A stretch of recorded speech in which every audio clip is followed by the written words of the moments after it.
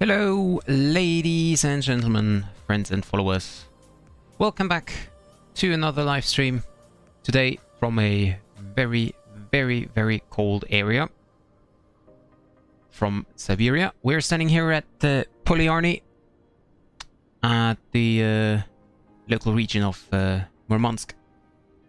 And we're heading eastwards towards Yakutsk. So temperature today is, at least for the moment, minus 47 degrees. Hello Alex, welcome to the stream. So I have the aircraft standing here at the airport for like, I'm not quite sure, I think maybe something around an hour or so. Because I wanted to try to get some icing on. The time currently is I think 10 o'clock local or something in the morning. And the reason for that is, first of all, we have a daylight flight. And second, I thought that, you know, in the morning there will be some moisture in the air. That's why you see that kind of smoke or whatever it is. I guess, I'm not sure, but I guess this is like moisture coming off the wings and stuff due to the early morning hours, or let's say due to the a little bit warmer sun rays.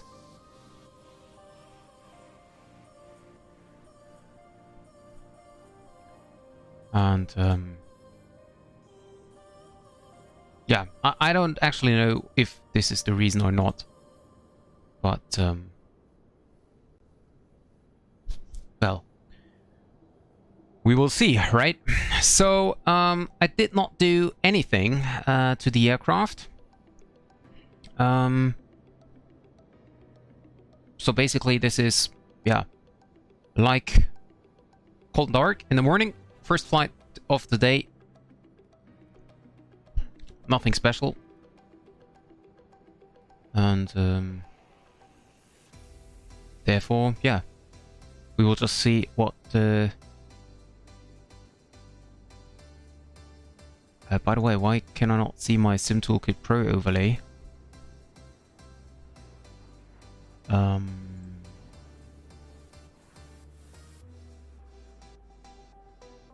me see.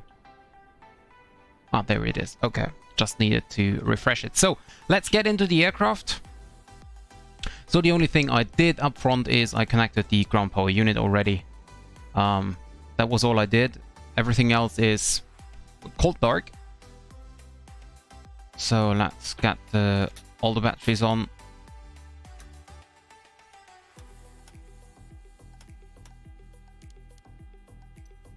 So let's turn everything on here. Lighting on. Ground power on, position lights on. Okay. And oh yeah, I turned all the lighting on as well.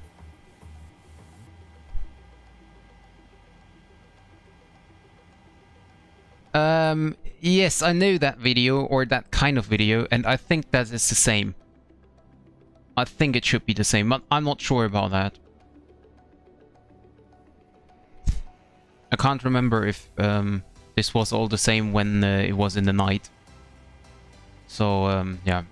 Turn off the headlight here. Cockpit voice recorder on. Window heat on immediately. And also, I turn on the probe heats. And also, we need to start the APU to get some hot air into the cabin. We will leave the ground power connected as well, so that we have, well, even more power. And request catering. I don't know, yeah, take East Line, whatever. And request refueling.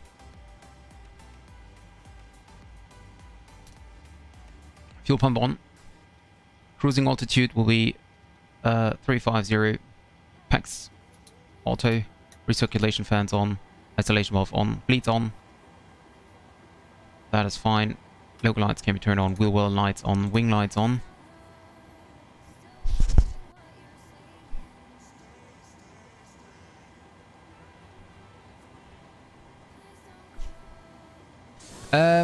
Yeah, you know, I heat everything up because I want to have no ice on the windscreen. I'm not sure if there will be, like, if there is icing appearing on the screen, then I don't know if I will be able to get it back. And also, I will use anti-ice if GSX gives me the possibility for it. Because I don't know if there is any, you know, simulation in the in MSFS simulating like early morning fog or something, which may be not visible. And therefore, just to be sure, I want to take the anti-ice as well. So I have no idea really how this is simulated in the flight simulator.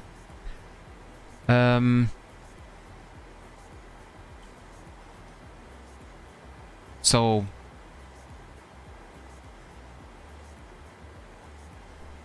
would you like to test? What do you mean with would you like to test? If there is icing? Well, I had the anti-ice, the windscreen ice off since I started the simulator, which was about half an hour or maybe 1 hour ago. And there was no icing at all. So I don't really think that there will be icing on the screen.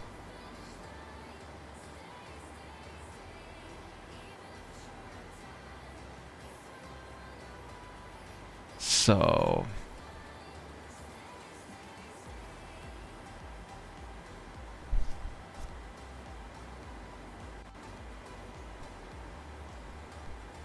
okay, let's see. Activate. So basically, I checked the Boeing FCOMs, and I also checked the Boeing QRH. And to be honest, I didn't find anything specific for very cold temperatures, except that below -40. It is not too difficult to set everything up. On the other hand, I have no idea if this is really, you know, necessary or not. I have no idea how it is simulated, or if this is simulated at all.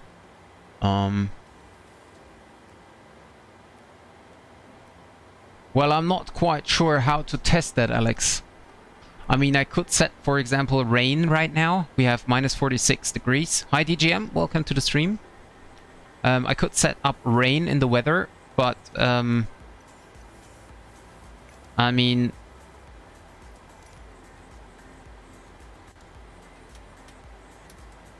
if I would turn that off...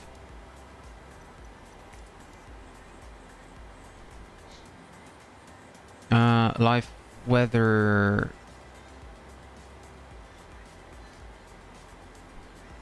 Well, if I follow the standard procedures, then there is no reason for me to fly into very cold areas, isn't it? Refueling truck is on its way. Please don't load aircraft until the fuel truck arrives and ask to do it.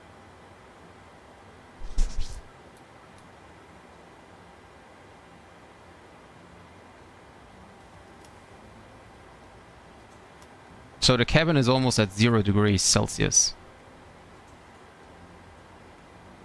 Fuel truck is in position. Please don't load aircraft. Well, I can use dual bleed. There shouldn't be a problem with that.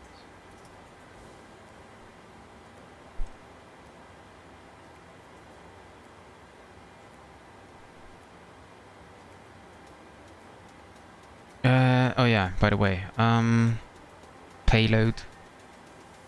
Please use your airplane system to set the desired fuel quantity. Okay, we have 9, 7, 9, 8. So I take 9,900. That's a lot more. well, not a lot, but that's about 220 kilograms more, as we have the APU already running. Zero fuel weight today will be 57 tons.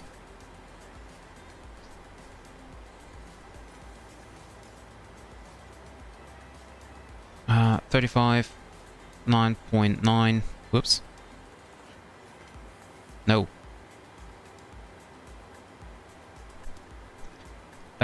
So cost index today is 60. And the reserves will be 4.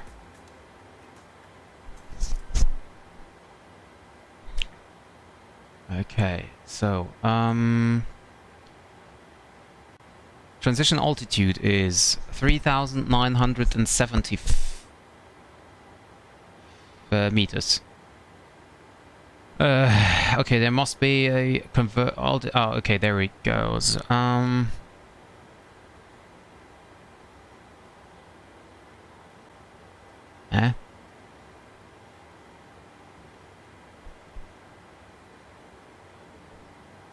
For Russian users only. Ha ha ha. Good job, Navigraph.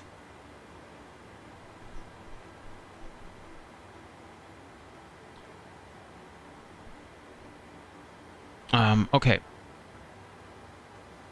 So let's see. The weather, the METAR is telling me we have wind 000 degrees 00 meters per second. CAF OK minus 46. QNH is 1014 and QFE is 716. So we are using QNH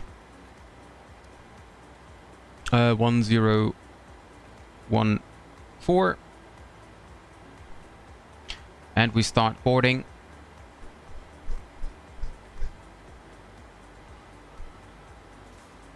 The boarding time short. Okay. Departure in Austrian Flight Gamer. Thank you very much for the donation. Thank you very much. And welcome to the stream. Really glad you like my streams. So, departure is in about 15 minutes. So 17 plus taxi time, so make it 25. Should be okay. Custom safety briefing. Yes, we have. Okay. And boarding status check. 11 minutes. Okay, that's fine.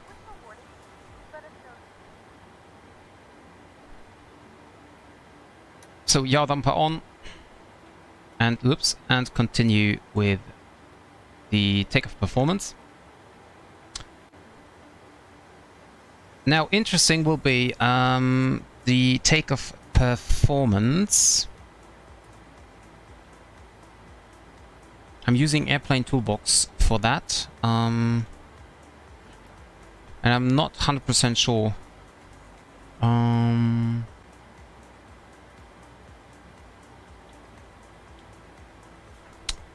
How this is simulated within this Airplane Toolbox. If there is any, you know, calculation of this temperature. The question now is, do I have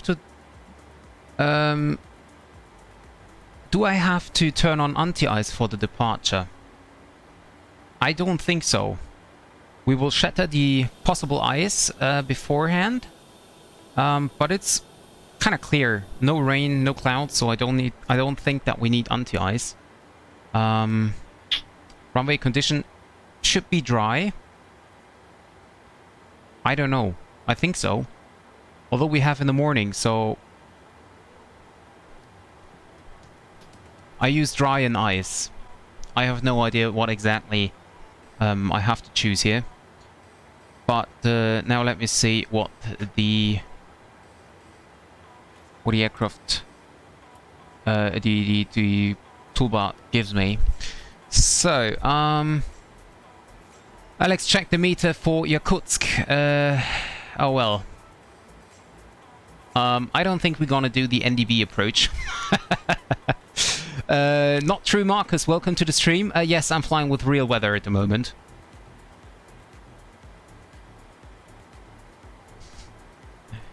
So, flap 1 departure. No cell temp, so we have a full toga departure and takeoff derated thrust 24. So in the FCOM it says takeoff derated thrust is, I can't remember, is it permitted or not permitted?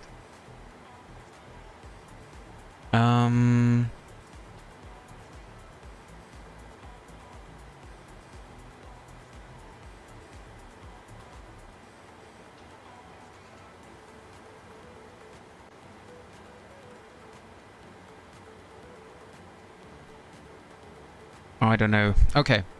Let's just take a full departure. So a 26k takeoff. And then we have flaps 1. And then we have 142. Oh yeah. No need to do that.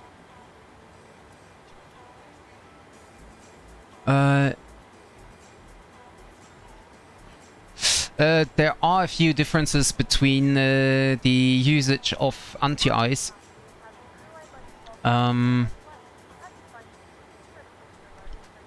Wait a second, let me first check my departure here. The India 1 Hotel.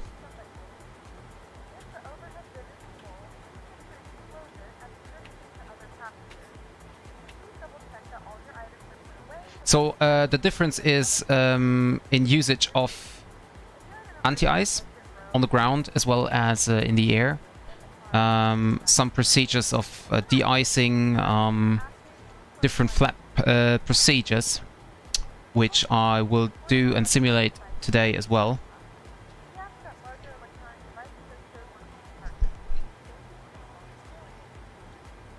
So I don't know what S-car. So I'll leave it at dry. Okay, I love it.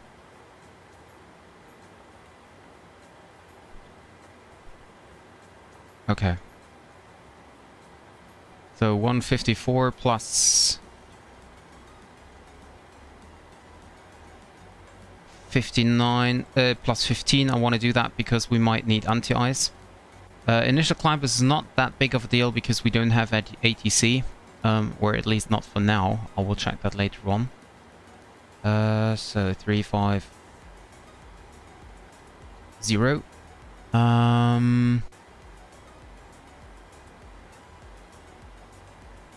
No, Marcus, I don't know when the EFB will be released. I hope that it will be released within the next 8 weeks or so.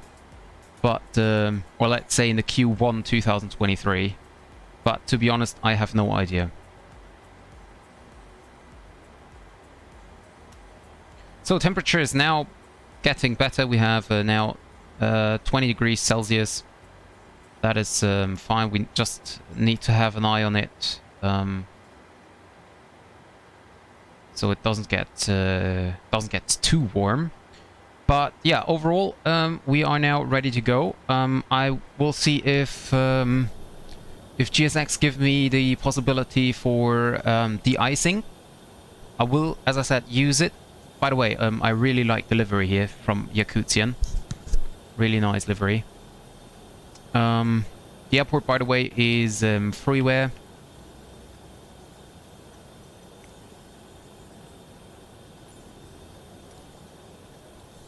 Can't read Russian though. Well, at least in the night it's quite okay. It's a very small airport. Lovely small airport here. I like it. Okay, and now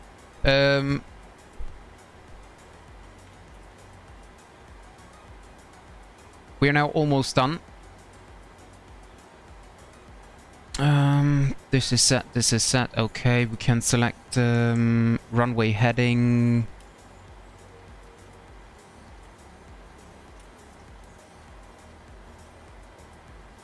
Okay, set. For the departure, when passing 2,300 feet, we're gonna turn right, proceed direct to India. 2,300, yes, that's in. Perfect. Hey Benjaminus, welcome to the stream.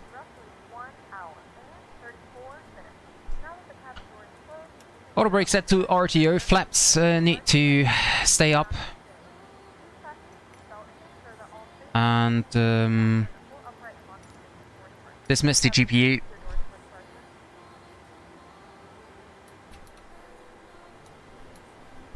Turn on the APU.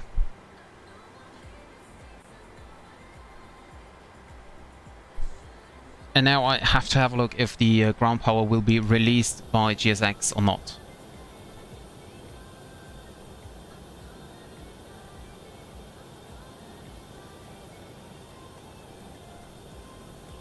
So there is the little truck coming.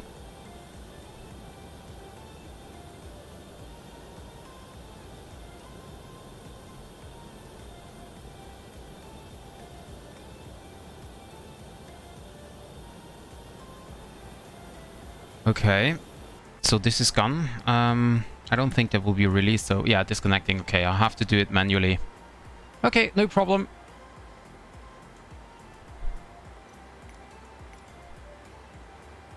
And we prepare for pushback and departure. Yes. Yes, I want to have de-icing. Because, as I said, I'm not sure if this is now simulated or not. So what I need to do is I need to set the trim all the way up to nose down. Okay, that's set. It's not possible to set it any higher.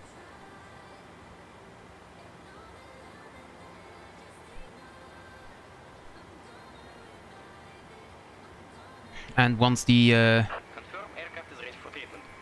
no, aircraft is not yet ready for treatment. I need to turn off the packs, the APU bleed.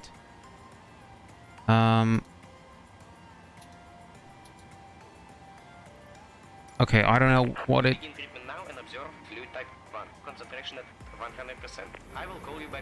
Yeah, I wanted to have fluid 4, but not 1. 1 is a little bit too short. During this temperature, we're not gonna make it out in time.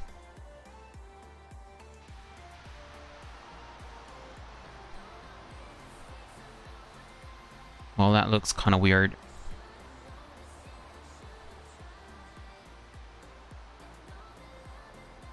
So at least there is no, no fog coming from the fluid. Or at least it doesn't look like it. No, it's not. It's not. It's just the... I don't know if this is engine moisture or whatever it is. I have no idea.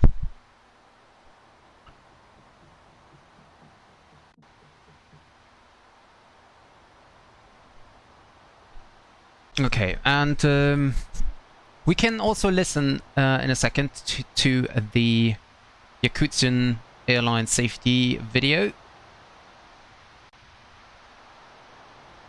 Do they just do the wings, or do they also do the tail as well?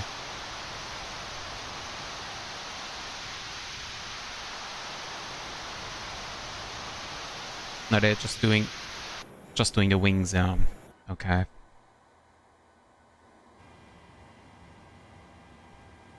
So we now need to wait a minute. De-icing and anti-icing completed. Okay. Anti-icing code is fluid type 1. Concentration at 100%. I'm disconnecting. Good day. So we need to wait a minute before we start the APU bleed again. Because otherwise there will be fluid sucked in to the system, and that will not be any good.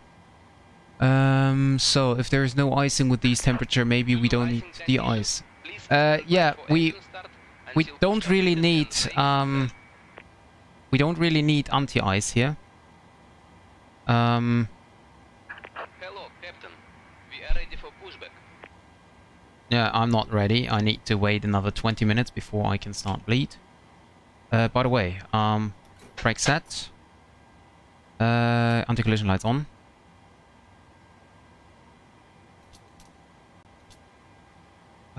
Pumps on.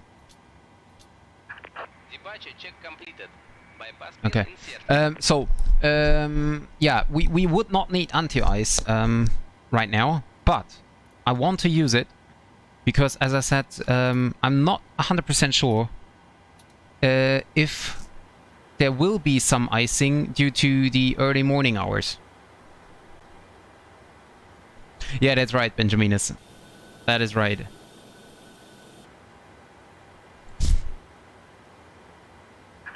Lock in gear. Okay.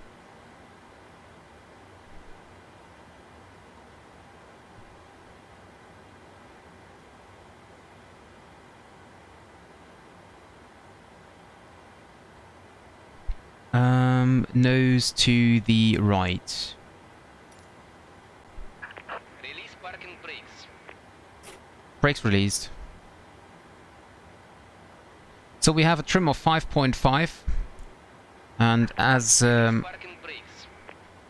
I did. Oh yeah, the chocks. Okay. Sorry. Commence and push. Due to So- icing conditions, please stand by for engine start until push completed and brakes set. Yep, I will wait for it.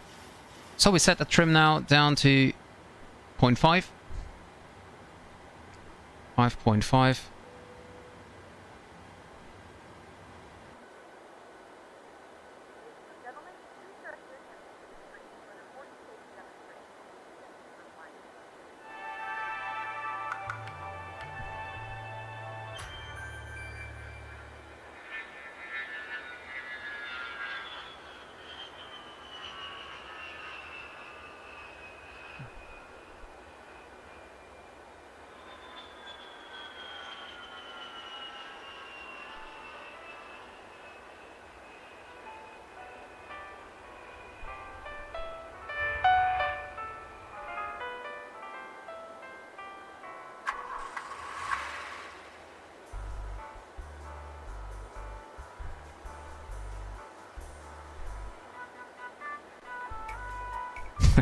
Safety video is going on.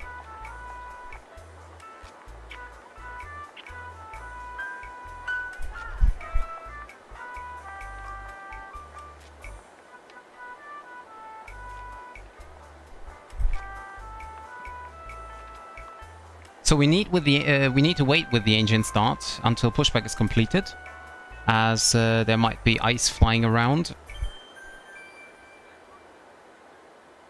Уважаемые дамы и господа, Set parking авиакомпания brakes. Yakutsk приветствует вас на борту нашего самолета.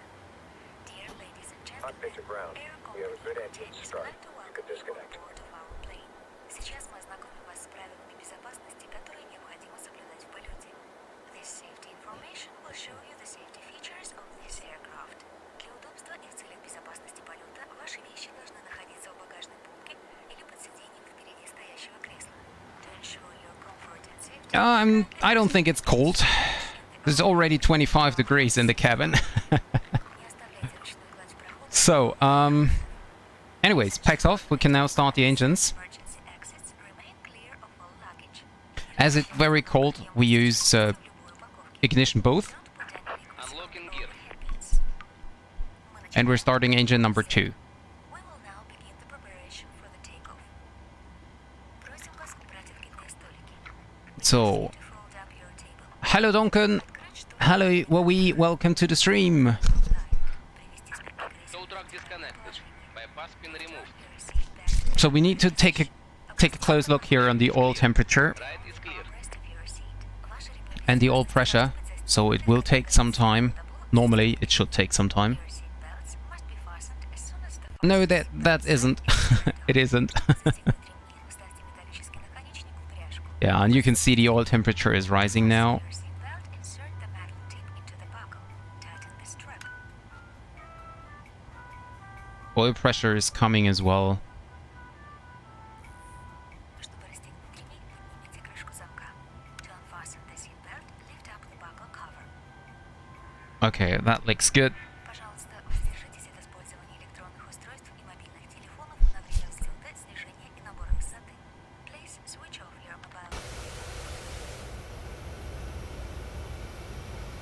Okay, and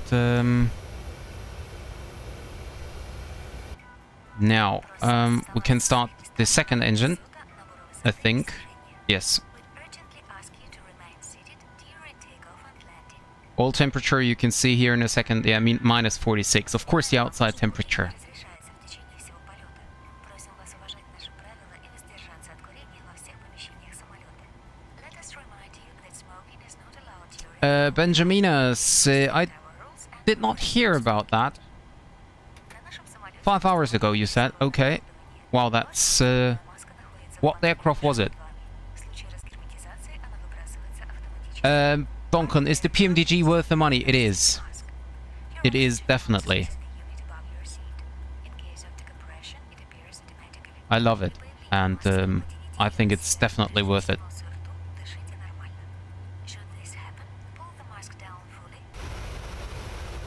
ATR 72. Okay, I will check that later. I didn't hear that. So taxi lights on. Wing and wheel lights off. Наш самолет имеет несколько аварийных выходов, обозначенных световым табло «Выход». Our aircraft has several emergency exits, which are clearly marked with the word exit. Аварийные выходы расположены Okay. Generator 2 on, generator 1 on. в частях самолета и оборудованы надувными трапами и плотами. Emergency exits are located in the front, middle, rear parts, We turn on anti-ice, escape slides and drafts. Точное количество и расположение аварийных выходов and we're still flaps up. The exact number and location of emergency exits is specified in the safety information card. Oh, okay. Ищите дорожку, But good to know, Alex. указывает направление к выходам. The escape paths lighted along the aisles direct you to the emergency exits. Дамы и господа, обратите внимание на демонстрацию аварийных выходов. So I need to start taxiing, but I don't want to take too much engine thrust here. Находится под сиденьем вашего кресла или в панели багажной полки над вами. The life vest is located under your seat or in the panel above your seat. Для пассажиров бизнес-класса в центральном подлокотнике. For passengers of business class, life vests are located in the bottom of central armrest. Достаньте жилет и оденьте его через голову. Take the life vest, put it over your head, Okay. вокруг талии и застегните пряди под жилетом. Place the strap around your waist and fasten the buckle in front. Затяните ремень на талии. Pull the belt Okay, all temperature is now better. 82, 60, жилет выхода при покидании 60 degrees on the left-hand engine. Shortly before leaving the aircraft, pull down So we're slowly taxiing. поддуть жилет можно через клапан поддува. It can be inflated by blowing into the tubes. Не надувайте жилет в салоне самолета, так как это затруднит покидание самолета. For the fastest evacuation, don't inflate the vest inside the aircraft. В жилете имеется лампочка, которая включается в воде. There is a light and a whistle for attracting attention. The light So более подробно ознакомиться с аварийно-спасательным оборудованием. everything seems to be clear. So Инструкция по безопасности lights on, находится в кармане впереди стоящего кресла. Просмотрите ее внимательно. and we're backtracking the runway here. Information card located in the seat pocket in front of you. Read it carefully. Желаем вам приятного полета. Have a pleasant flight.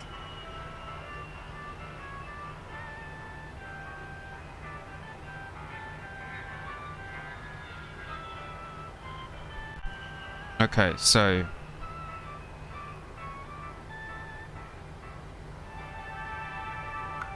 122.8 set.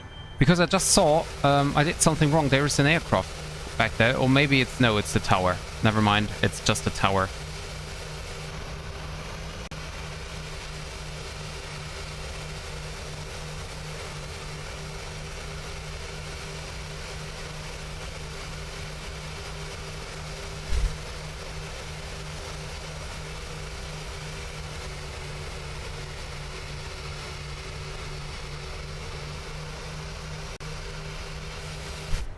Okay, so now that is another test, Alex. No, it doesn't feel really slippery, but there is snow on the runway, as you can see. So basically I'm going way too fast here. So, but what I need to do is, I need to set flaps 40. That's also a difference with the anti-ice procedure. So we need to set flaps 40. And then we need to set flaps back up. That's just to verify if the movement is correct and free. And we do the same with the yoke now. We do that quite late, prior to departure. And then rudder full right and full left is clear. Okay, so flaps indicating 40 green light, so we can set flaps back up.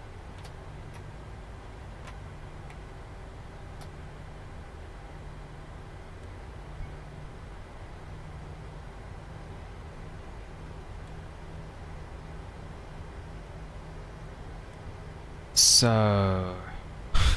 no, we're not gonna do a flaps 40 departure. That's just so to verify that they are not frozen.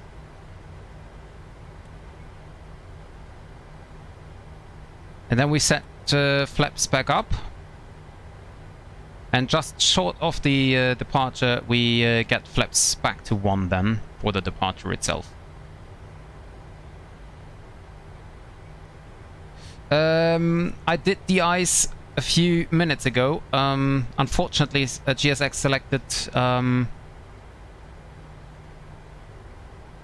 selected fluid type 1. We wanted to use fluid type 4, but yeah. So it doesn't really feel slippery here, to be honest. Okay, and we select now flaps 1 again.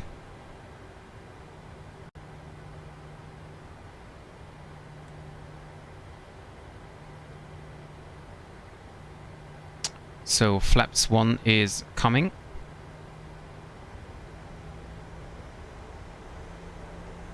Green light.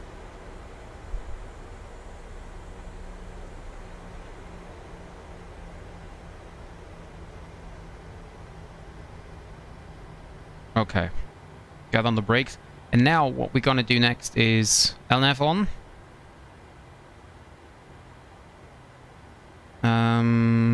That is set. We can select the transponder. Should have done that before already. Terrain radar. And now what we're gonna do now is we de-ice the engines basically.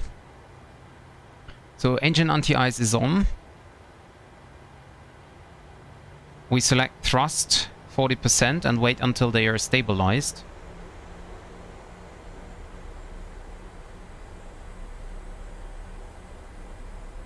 Okay, and then we select 70% and start the chrono. Do I have any vibrations? Vibration. You can see right hand engine 0.5 and left hand engine 0.1. That means the vibrations on the right side is a little bit higher. Now it's getting up on the left side, so we're shattering some ice here. Or at least that is the purpose of it. So, and the engine back to idle. Stop the chrono. Start chrono. And we now gonna take off. Toga button is pressed. Auto brake RTO. Okay. That is set. Okay. APU is still on. Engine mode continues. Okay. Why is the auto brake? Okay. And take off. Takeoff thrust set.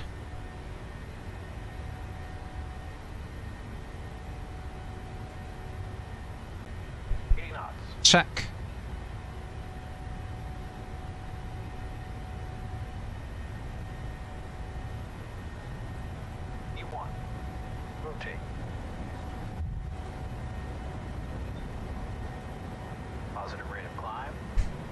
Gear up.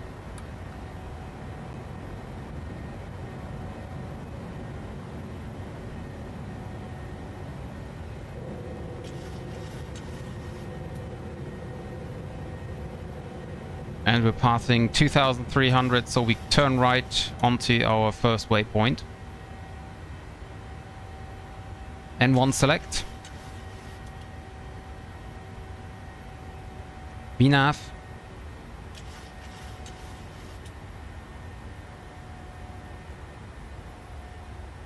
Why is VNAV not engaging? Okay, anyway.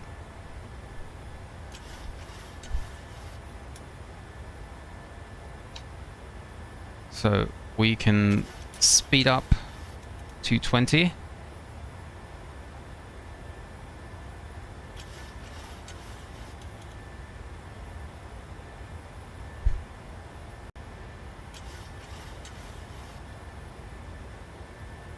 No, you're not. I will give you a short look at it in a second. Flaps up.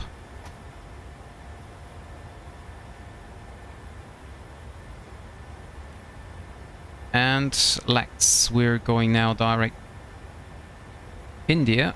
Okay. VNAV. Okay, that's interesting. VNAV is not selectable, but no problem. Then we don't use it, right?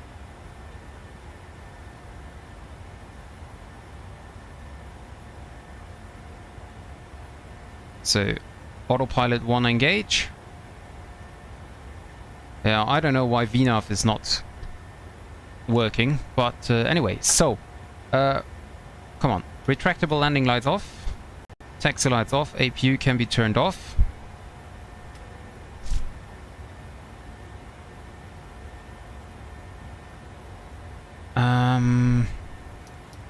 It's off. So cabin temperature is currently 23 to 24 degrees.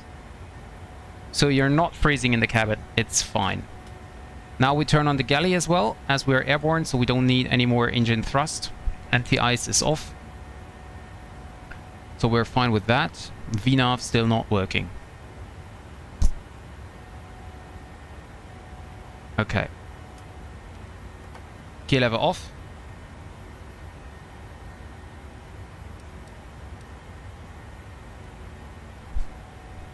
And passing 10,000.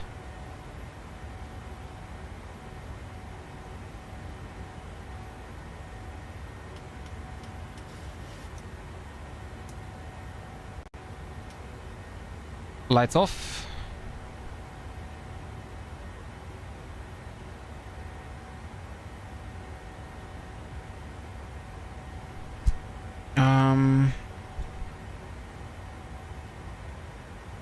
Okay, there we go. Okay, now increasing and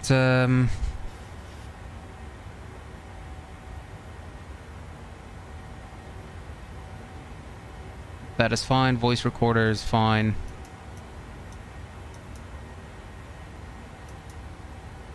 Okay, set selected. Okay, crossbleed not necessary. Okay. So that is fine. And we can now continue our routing to Yakutsk, where we expect very bad weather. Okay, cabin temperature, yeah, so, as I said, 20, I will zoom in a little bit that you can see it, so it's about 23 to 24 degrees, which is quite okay.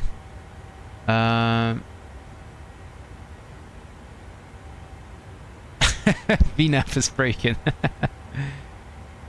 Yeah, I don't know why VNAV is broken. I think that I did something wrong. But yeah, anyway, so terrain radar can be turned off. We don't need that. I will turn off on weather radar, although it's not working. It's still not working. Well, we can take that back to auto.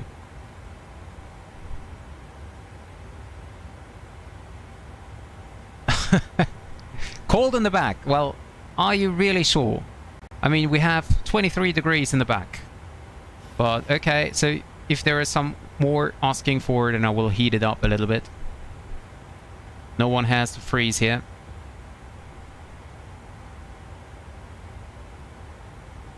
And the sun is coming up. Hi Tyro, welcome to the stream.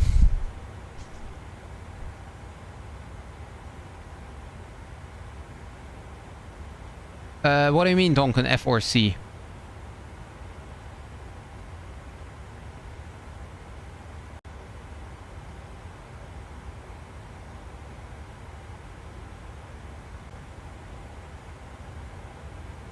Yeah, exactly. Yeah, exactly. It's minus 27. So if we would have clouds right now, then we would have icing conditions. And of course, if there would be any other moisture, then we would have icing as well. But apparently we haven't. So why is VNAV not working? Oh, because I... Huh?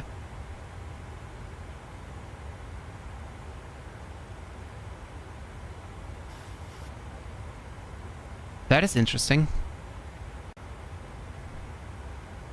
I have no cruising altitude set. So that's why VNAV was not working, because I didn't have a cruising altitude set. Ta-da! There we go.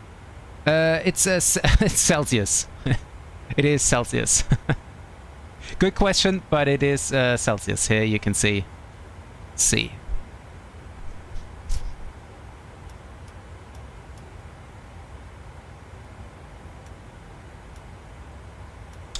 Okay, forward, rear. Okay. Okay, so packs are working. Beautiful. Beautiful.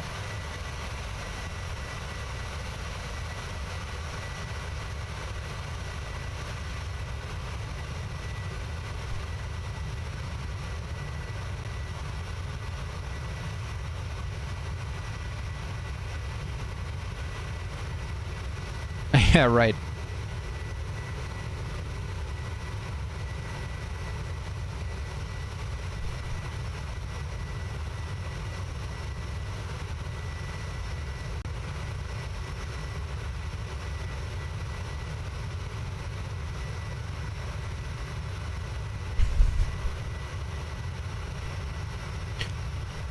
Well, I kind of like this view.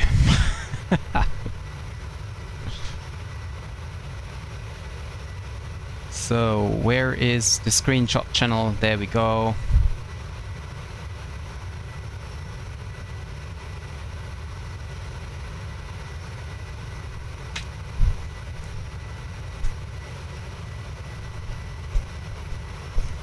No, PAX doesn't know which cabin temperature we have.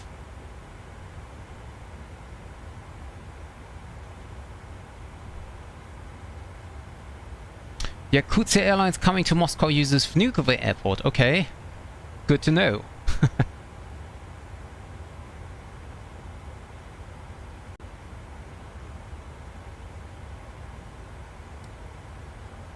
So for the arrival, well, we don't have too much time left. Oh well, actually we have.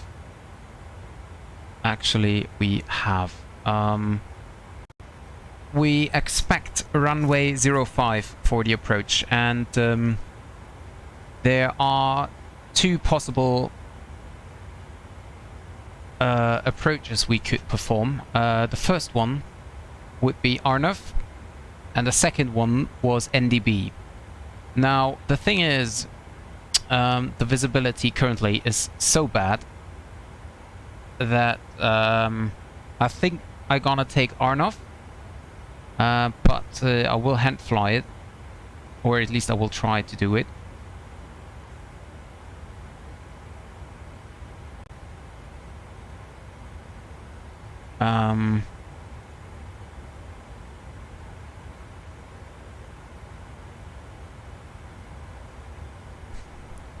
The thing is, decision height for either of the approach No, not even true. The GLS approach has a decision height of 200 feet. The RNAV has a decision height of 437. Well, and the NDB approach is a non-precision approach. So we don't even need to talk about that. Then we have a Cut 2 ILS approach for runway 23. And that's what we might have to do then. Let me see, Alex. Oops. Nope. All temperature.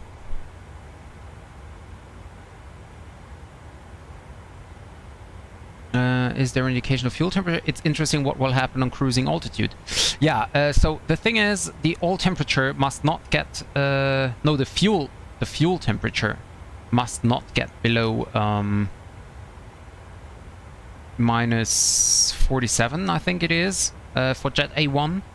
The thing is, I don't really know where my fuel temperature currently is. So I have fuel flow, EGT N1. I have a total outside air temperature of minus 33. We have vibrations, we have oil temperature, but there is no fuel temperature. We have hydraulic. Cabin altitude is rising, by the way, that's good. There we go, fuel temp. Fuel temp currently is minus 11, so we have to take care about that. If it's getting below minus 45, then we need to descend. We need to increase the speed, we need to descend to a lower altitude to get the fuel a little bit warmer, because otherwise, well, if the fuel freezes, I don't think I need to tell you what's gonna happen.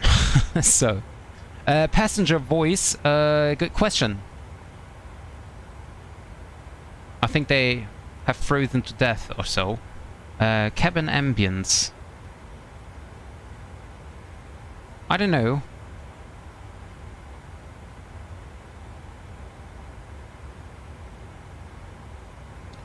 I can't tell you, but we have passengers aboard. Okay, so, and yeah, for this temperature we're gonna have at the moment, so we have winds very calm, but we have a visibility of 150. Runway 23 left, RVR is 550, increasing. We have fog, minus 53 degrees, QNH of 1024.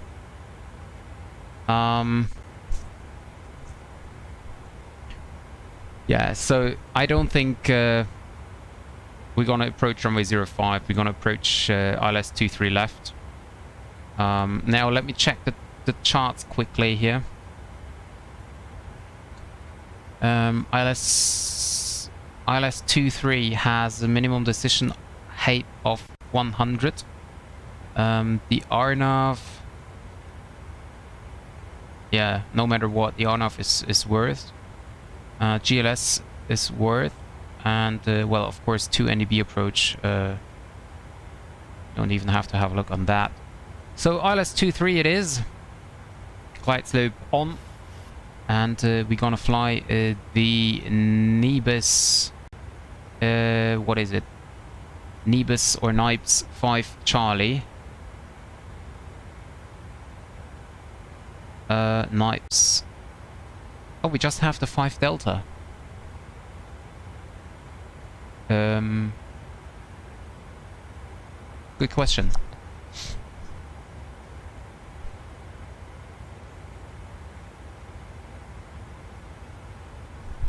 Let me see. Nibus or Nibes. Ah, 5 Delta, there we go. That's what we are looking for. The Nibes 5 Delta. No transitions, that's fine. Okay. Now, we can see here already the go-around procedure, the blue dashed line. And I now check the restrictions. So, Nibes between flight level 100 and 7,000. Then we have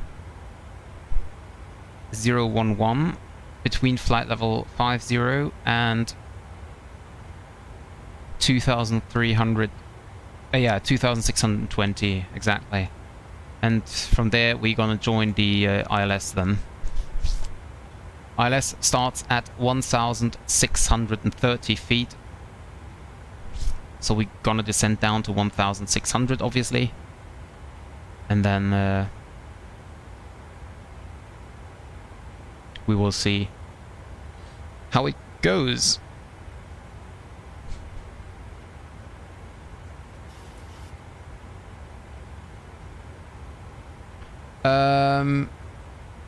Let me see my flight plan. What it says about temperature at top of climb. So,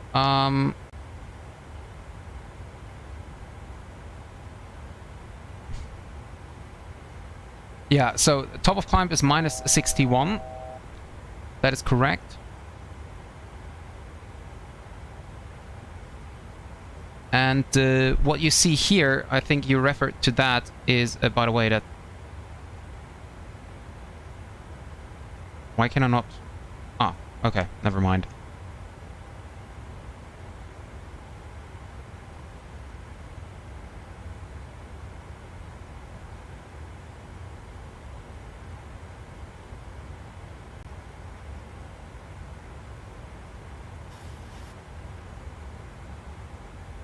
Just want to have a nice screenshot without this chair.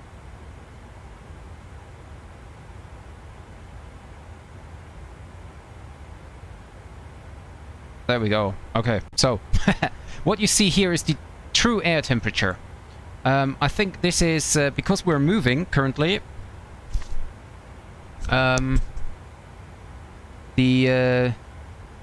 Because we're cruising with a Mach 0.80. The temperature of minus 60 is increased by about 26 degrees. So that's why we have a true air temperature of minus 34. There's a difference between the true air temperature and the outside air temperature.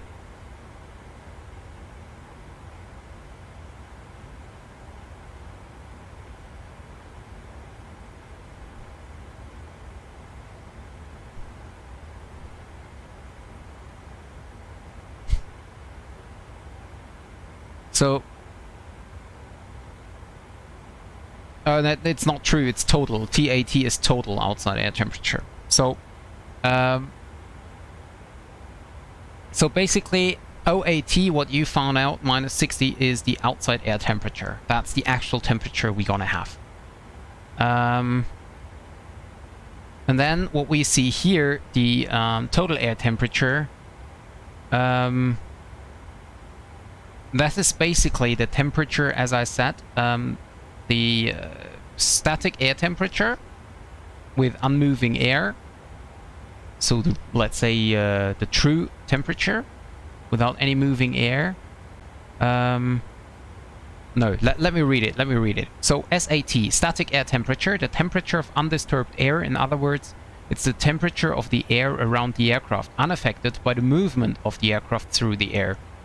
Think of it as pretty much the same thing as OAT. So yeah, static and OAT is almost the same. Then you have the total air temperature. This is the static air temperature, so without movement of the aircraft, plus the temperature rise associated with high-speed flight. So that's basically what I said in the first place. It's the total air, the outside air temperature, minus 60, plus our movement.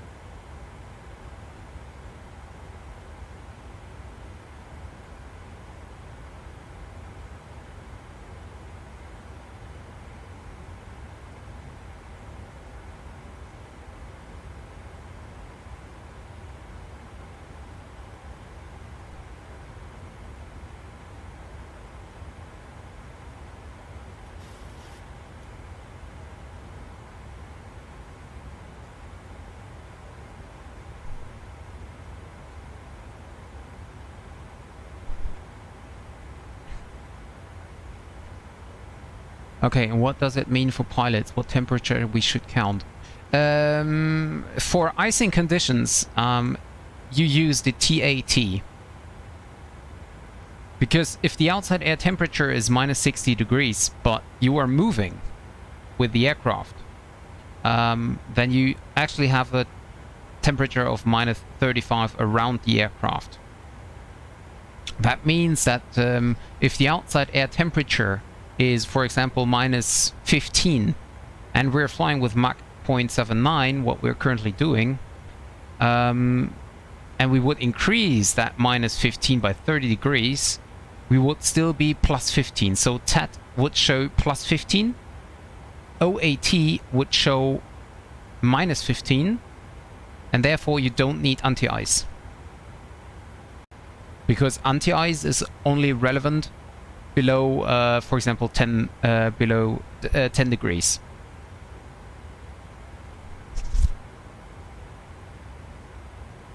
So this is the most important value to use for anti-ice. By the way, I can turn off the lighting here as well.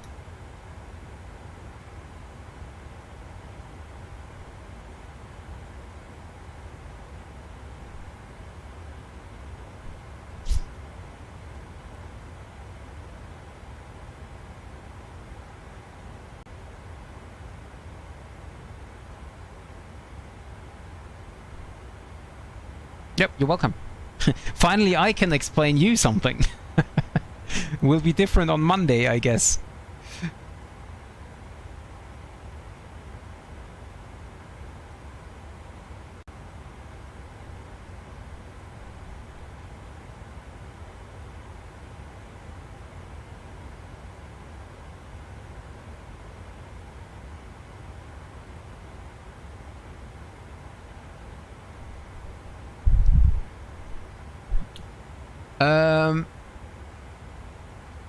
Well, basically the fuel temperature is currently at minus 12, so we are fine with that. And well, what exactly it does affect, I don't know, but as the wings are thinner, I think that the outside air temperature has a lot more impact on the fuel temperature. The center tanks below the aircraft, oh by the way, center tank is almost empty. The center tanks might be a little warmer, so I have no idea what exactly this displays. If this is about the wing tanks or the center tanks or a combination, like a... Why is the camera not going back?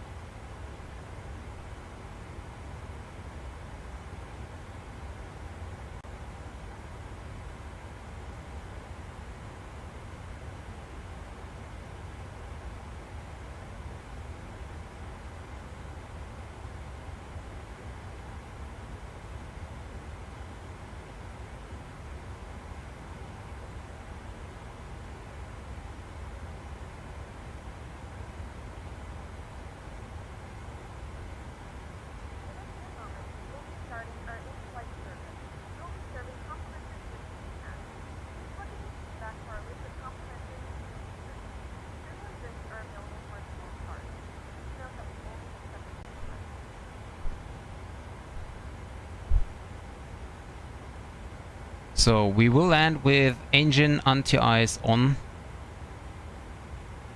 With engine bleeds on, both reversers, no auto land. And we have... do we have a dry runway in... I can't remember if we have a dry runway in Yakutsk. But I think so. Well, we have fog. No, most likely there will be moisture. So I will go for dry and ice. And then a flap 14 landing. Flap 40 landing.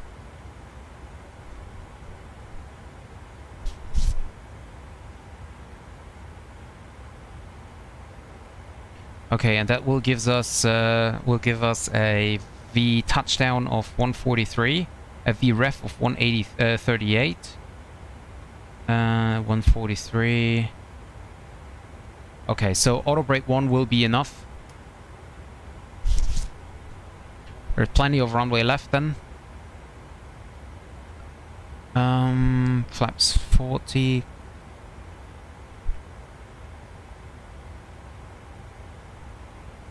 Is there any difference if I use anti-ice or not? Oh yeah, there is.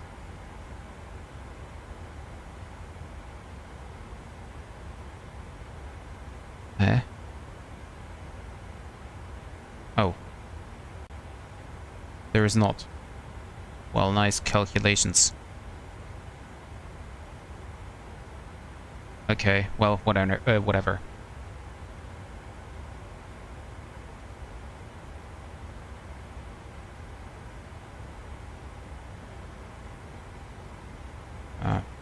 Doesn't affect anything. Okay, anyway, auto brake 1 is enough. Hey Drini, welcome to the stream. I'm fine, thank you for asking. How about you? Okay, so it's not that scary to fly into such coldness. However, when it says minimum OAT for on ground is minus and meter says it's -3, I feel a bit scary. Yes, that's right. The problem is, if the oil temperature is getting low, well, the oil is not really moving. Also, there might be ice in the engines, on the wing, and basically in every part of the aircraft which is kind of separated. So like, for example, flaps, trim, rudder. So overall, also the fuel temperature, if the aircraft is standing on the ground in like -47 all day, or all night, then the fuel temperature is also low and the fuel might be frozen. And that means that the mechanics need to do some procedures. I don't know exactly what they need to do, but they do some procedures to actually get the aircraft back running, so to heat up the fuel and the oil, so that it is not too cold.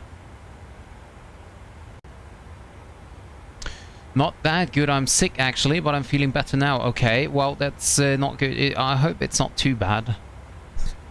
I hope it's not too bad for you and you get well soon.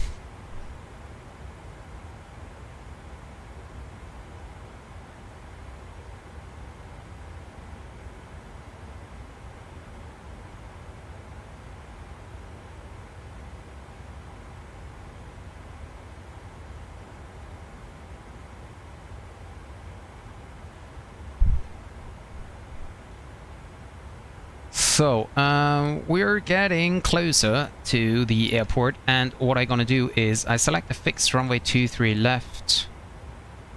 So, and we have bad weather, so I want to have a range ring of 5.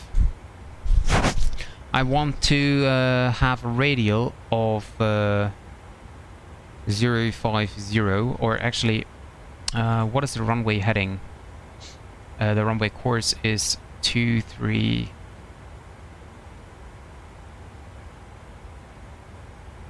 Okay, 052. Come on. So now I should have a radial out of a runway 23, so that I can see actually where we gonna, like the extended center line, so to say. Yep, there we go. Okay. Oh, this is so annoying. There we go. I think they call for photo shoot with I'm not sure if this is really gonna help. Can you show the settings that you're using right now so that I can hit screenshot, please? Yes, I could. You can just... Oh, also, I need to change that back. I just changed it when I was at New York yesterday. So I need to get that, take that back.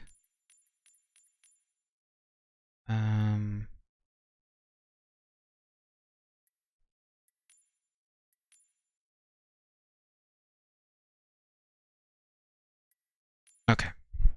So let me just save that. Okay, now you can just pause the video and then just have a look on the settings.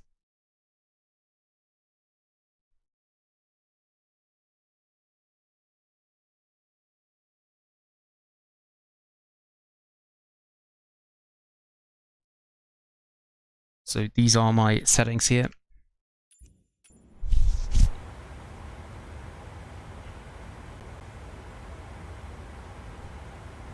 Oil temperature is fine with 76 and 77. Vibrations are equal. Oil quantity is fine as well. Fuel temperature is minus 17 now, so they still fine. Hey, you're welcome. You're welcome. Don't worry.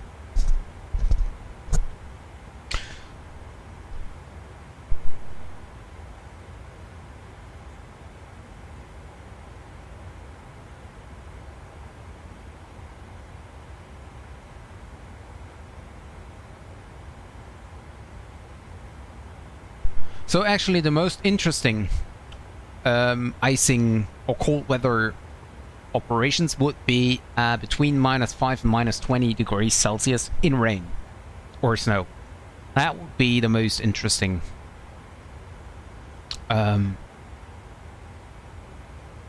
part, basically.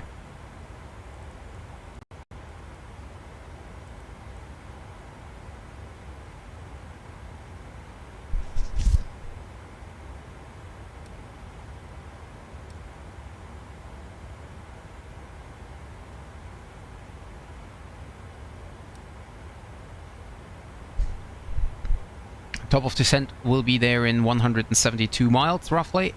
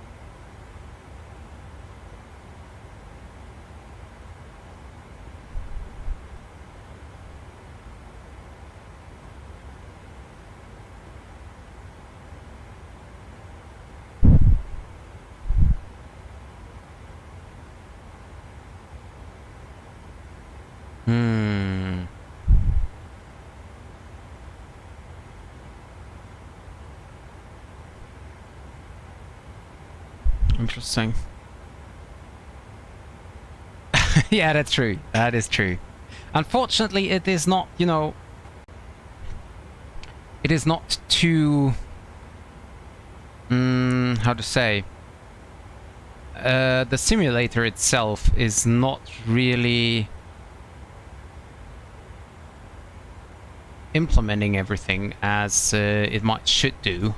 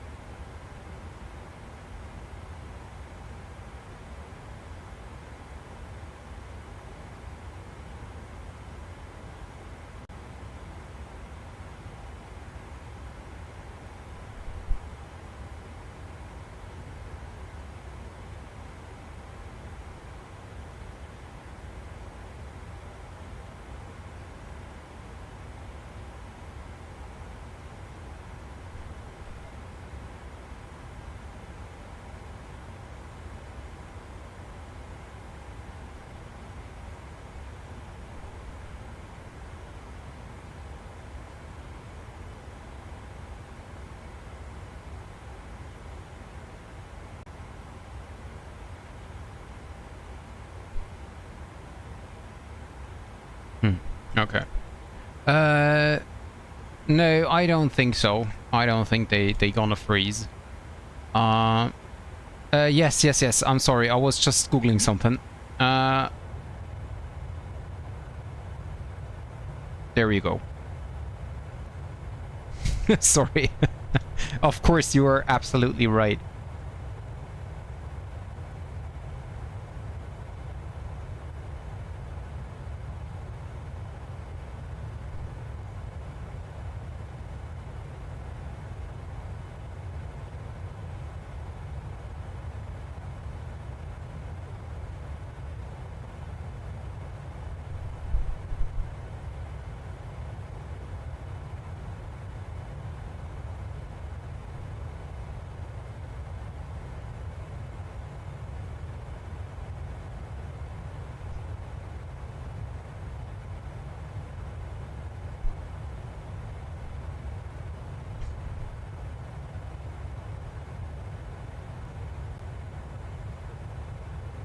Oh, now that is interesting here.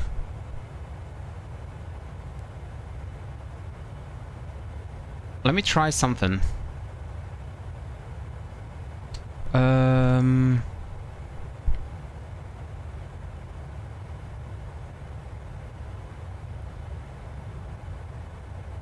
Ha!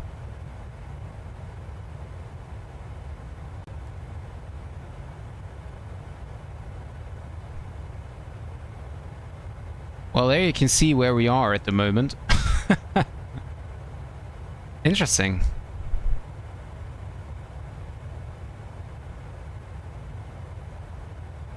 That is interesting. Although there's not a lot of information, is it?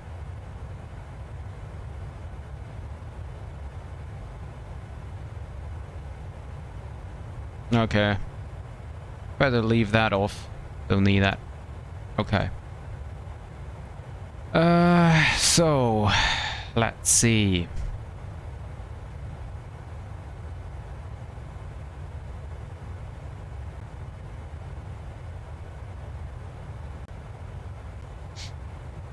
Okay, there we go. So I think we will be fine with fuel because it's a short flight. I think if it be like one, then there can be problems with fuel temperature within our flight. It just can't get low so fast. Yeah, most likely, yes. Most likely. Looks good outside. There's the moon. We have the moon and the sun.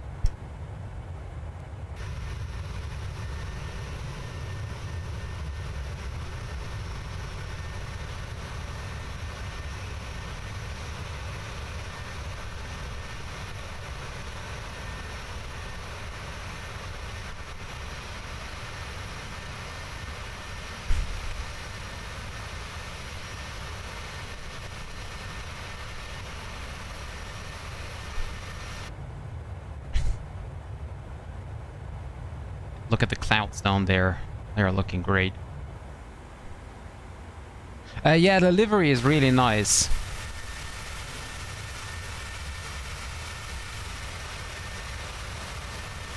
Is it? Oh yeah, it's Russian on both sides. I think that's Russian. No, it's not. It is? It is. Or maybe it's, how do you say? Yakutian? Could be Yakutian as well.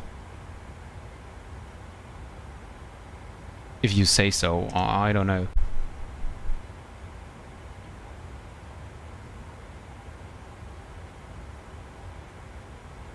Oh, okay.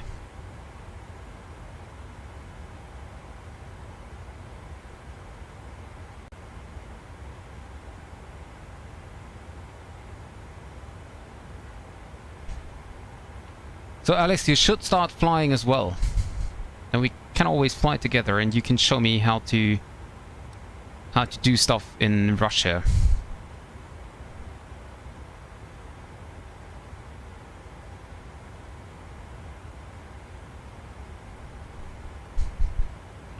Oil temperature still fine, 77 degrees. Fuel temperature is -18. Cabin temperature in the rear is 24 and in the front it's 23 and a half maybe. So getting everything a little bit lower. Don't need to have it that high.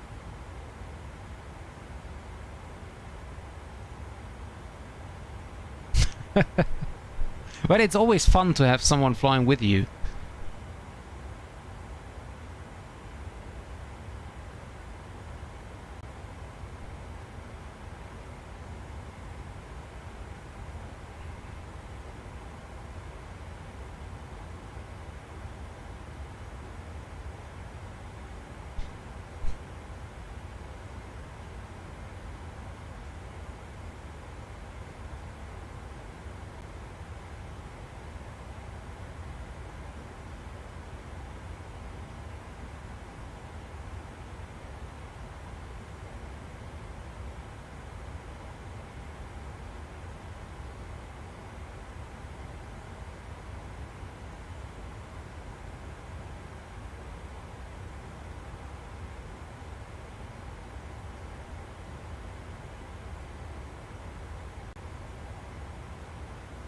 So, by the way, in the Boeing FCOM, it says for landing operations, engine anti-ice, like after the landing procedure. So, engine anti-ice must be selected on and remain on during all ground operations when icing conditions exist or are anticipated, except when the temperature is below minus 40 degrees OAT.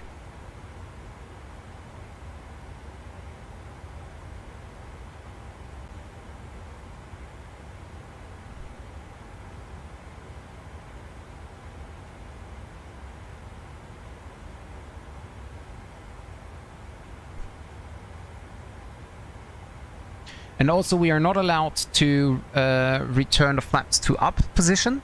We have to maintain them at flaps 15 until ground personnel checked if there are any contaminants on the flaps or not.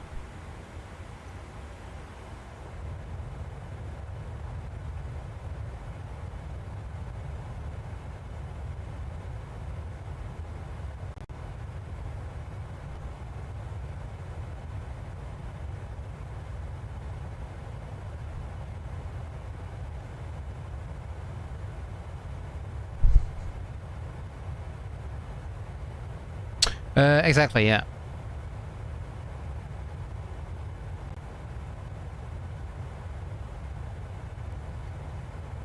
Yeah, that's really sad that you can't join, Drini. So you need well, I'm not sure if we need anti-ice or not. We have fog at the moment, and fog means water, and if it is below 40 degrees Celsius, if there is water droplets in the air, then you need anti-ice. And then I would also turn on wing anti-ice, of course. I'm finding this information in the World Wide Web, Trini.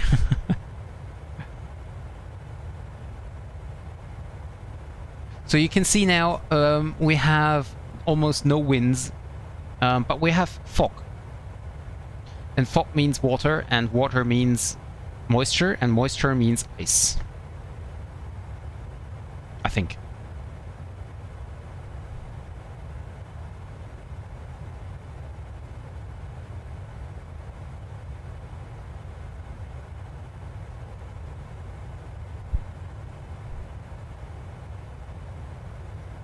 Is that, by the way, a diamond on the wing?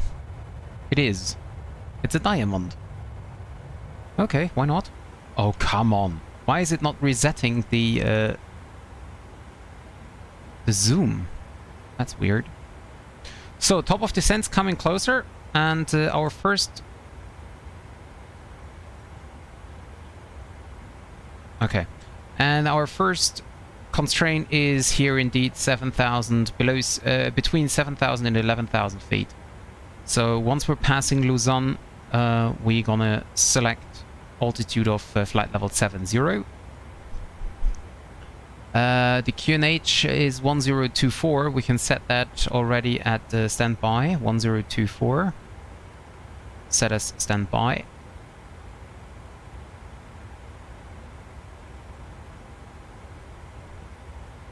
No, I don't do that at all. I have no idea about my FPS, if they are 30, 20, 40. I mean, I feel it's smooth, so I guess it should be around 30 or 40. If I check... let's see, is there any FPS? No, there is not.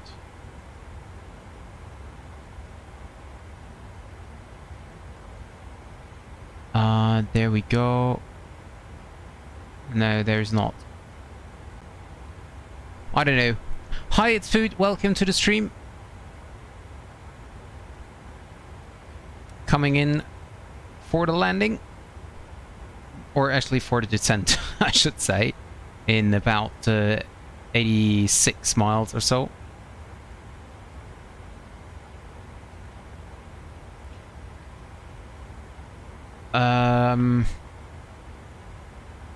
Okay, let me do that. Just for you, I'm gonna do that. Nope. Okay, so currently, oh yeah, you can see it by yourself. So I'm wobbling around 40. And by the way, I have them locked at 40.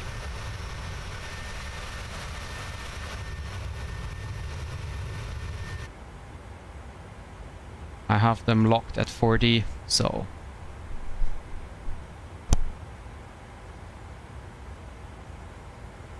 Could have done that in New York yesterday.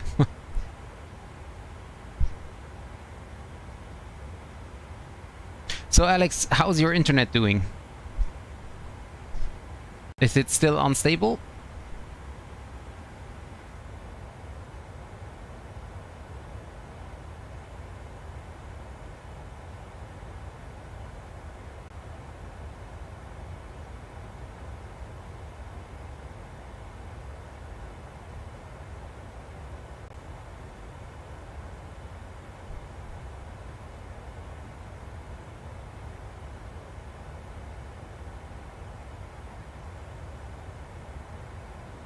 I have no idea, to be honest.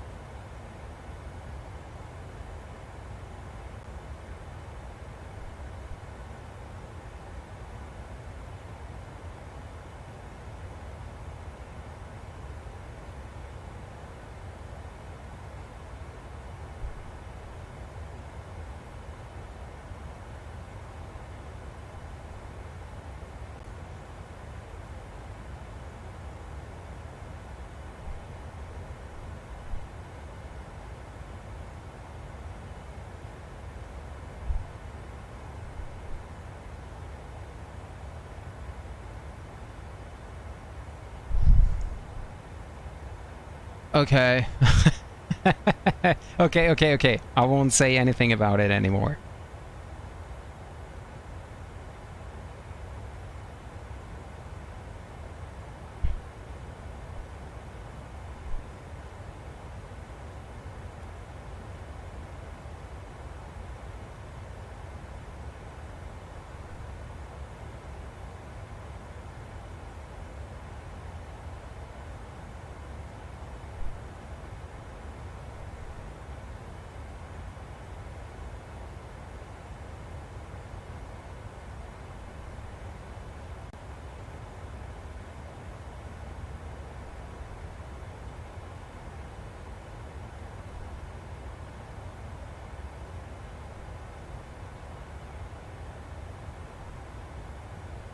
So next year we should try some CRJ instead of Boeing of the CRJ has -5. Okay.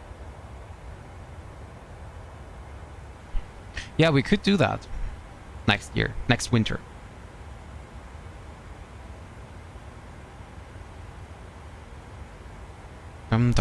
For... Eh? 6, 1. So for now, I don't see any clouds coming in, but well, of course we still have some time to go. But I can't see any clouds at the horizon.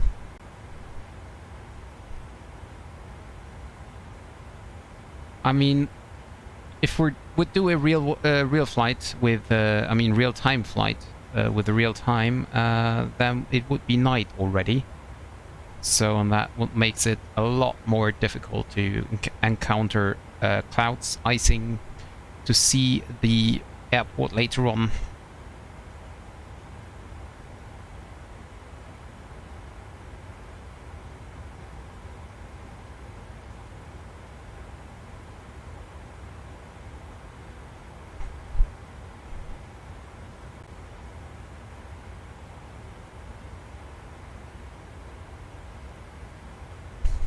I would have never thought that I ever fly in Eastern Russia.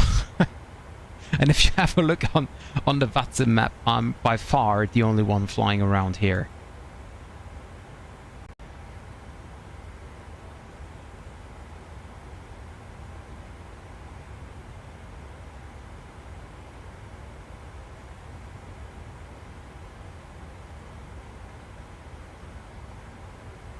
So we started with minus 11 Celsius fuel temp, now 30 minutes past. What is the temperature right now? It should be, I think, about minus 20.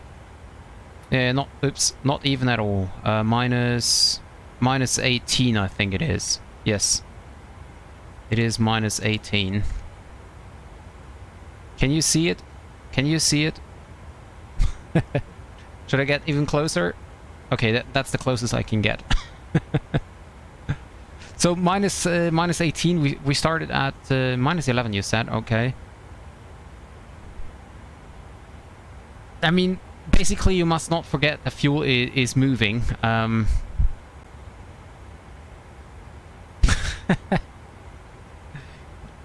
Now imagine there would be some fighter jets appearing here. I mean, now in the simulator, that would really afraid me.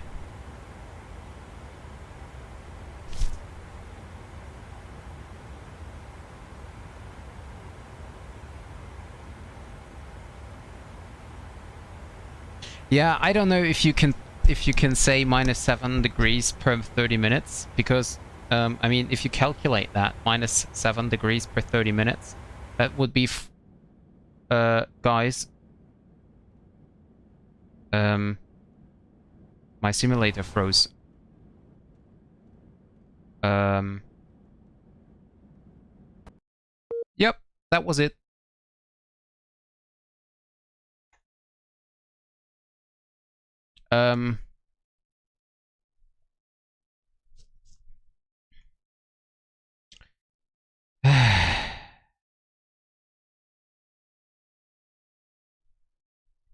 Let me see.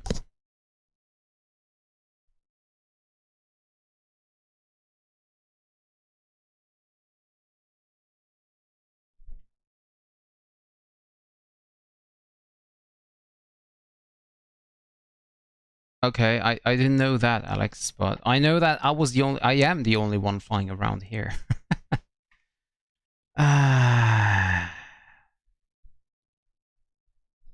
So let me see if I can do anything.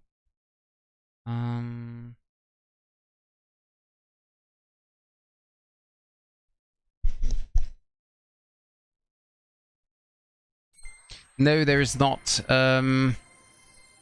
Yeah, I see what I can do. I'm not sure if there is a kind of reconnecting possibility in Sim Toolkit. I don't think so. But I have a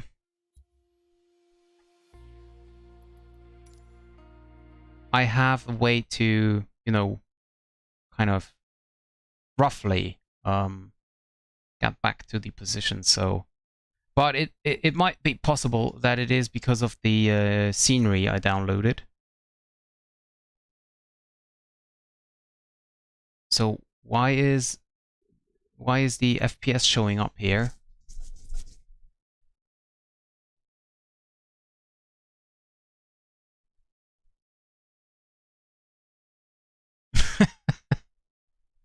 Yeah, well, what should I do, you know?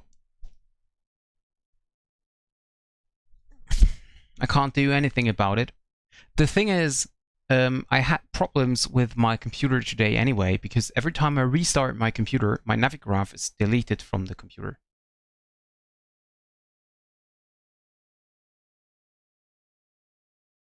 So, frozen again. And I don't know why I have this development stuff up here.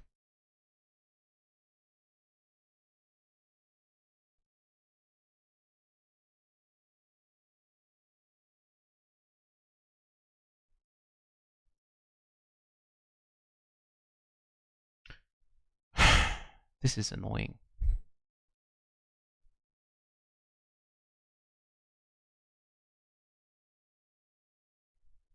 So it is either delivery or the new airport. But I was far away from the airport, so... Hi Sven, ja, der Flusi ist gerade abgestürzt. Ich starte jetzt gerade neu, aber ja, er hängt. Also tut gerade überhaupt nichts. Ich hoffe, dass ich den Flug jetzt nochmal neu starten kann. Also was heißt neu starten? Dass ich den Flug noch beenden kann. Autosave gibt es ja leider nicht. Mal schauen.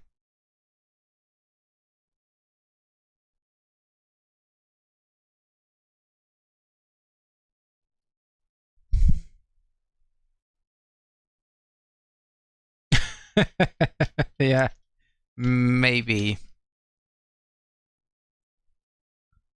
So I don't know, how can I get rid of this? Is it just because of the developer mode? I don't know.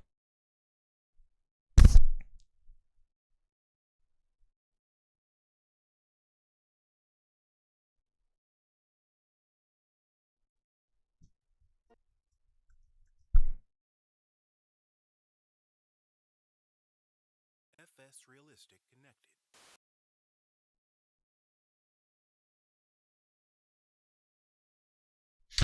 Yeah, the thing. Ah, yeah, there we go. Death mode is on. So that might be a problem as well. Maybe that was the problem, that I changed some, like, you know, too many. So how can I?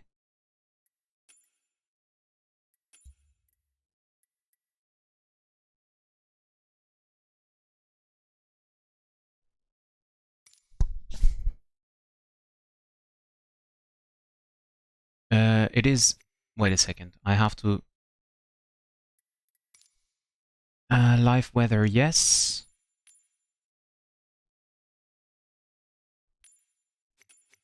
Okay. Can you remember where we were?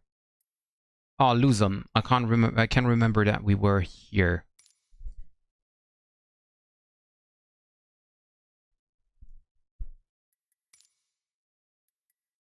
Okay.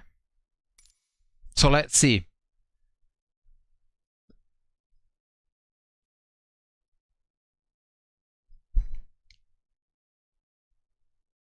So let's see.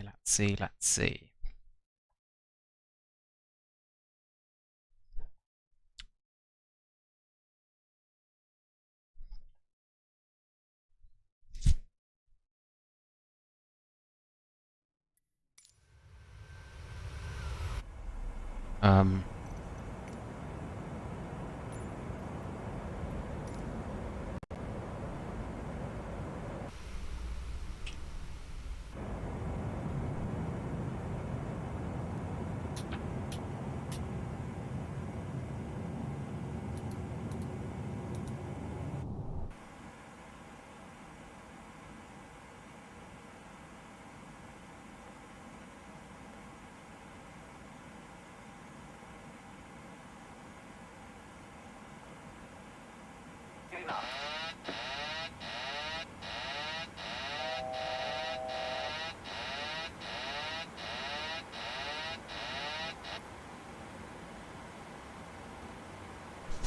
I don't know if this is working. The engines seems to be on. This is all set. Positive rate of climb. Yeah, gear up. Okay, so at least the engines are on. I don't know why I cannot see any display.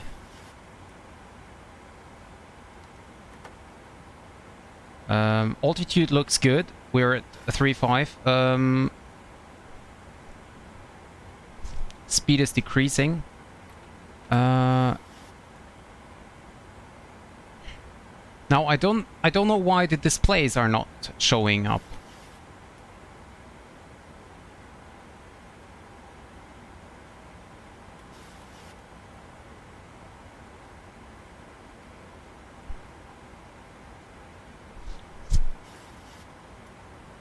Okay, so okay, engines are not running.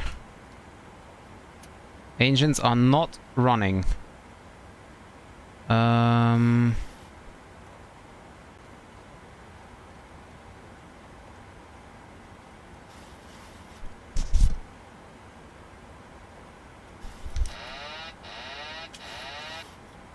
We need to start a slight descent to maintain the speed while the APU is coming up. Fuel looks about right. Okay, I don't want to descend too fast here.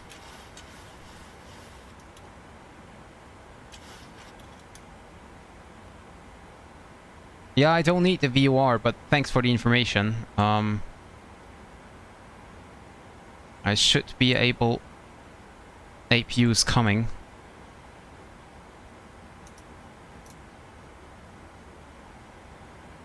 And there goes the engines, or at least some kind of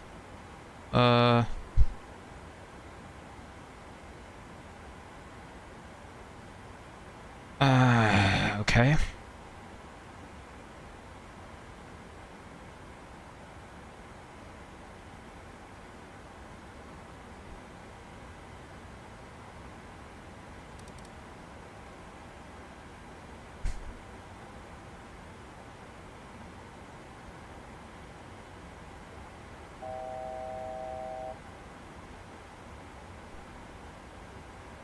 I need to start my descent sooner or later anyway.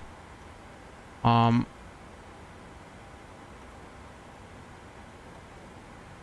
don't know why the engines are not reacting.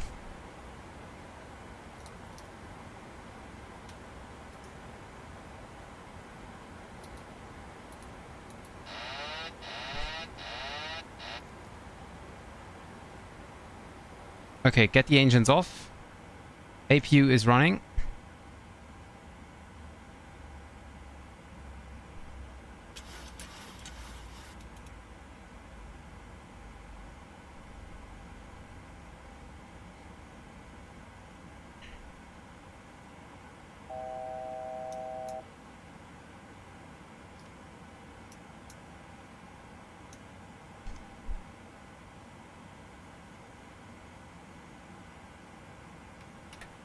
Yeah, and it's displaying TUT, so it might be the problem that the outside engine fail.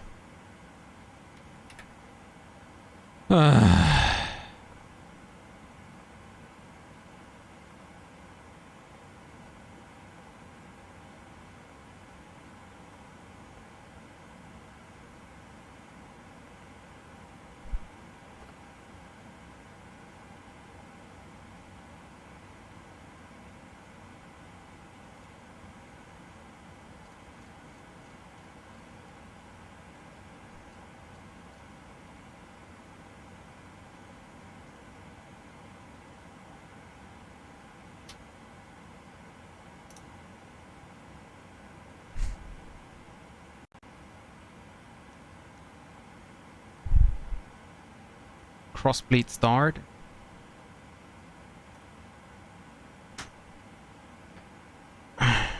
Auto thrust.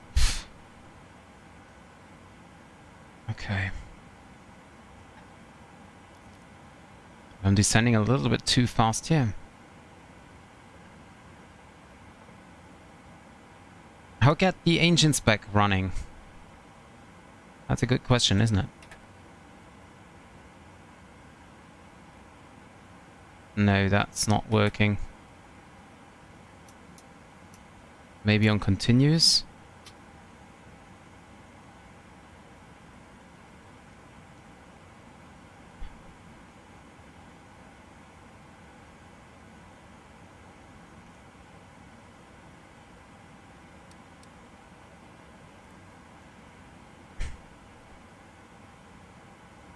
So the engines are indeed turning.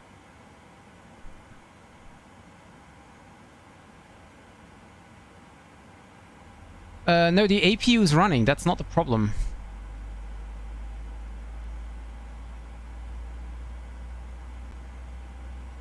That the APU is running, that is not a problem, actually. And it sounds like they are running.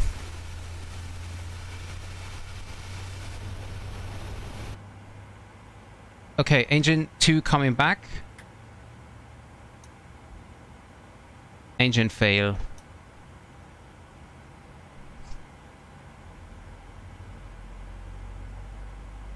No, it's not moving. It's not moving.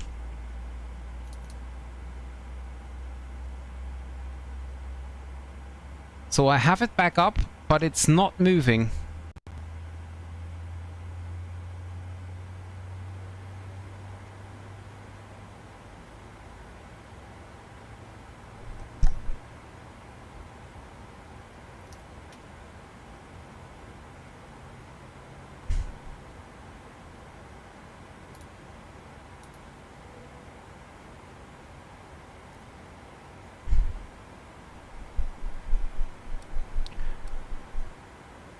So the next airport we have is indeed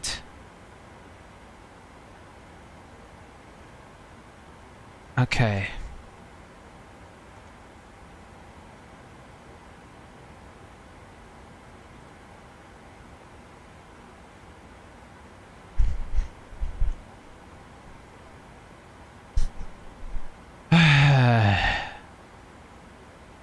Yeah, it's you see the engines are not moving. They might, I don't know if there might be ice in it. Doesn't look like it.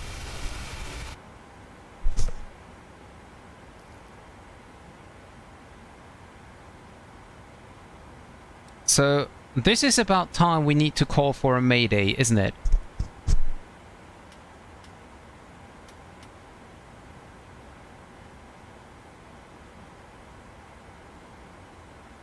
Okay, do I have...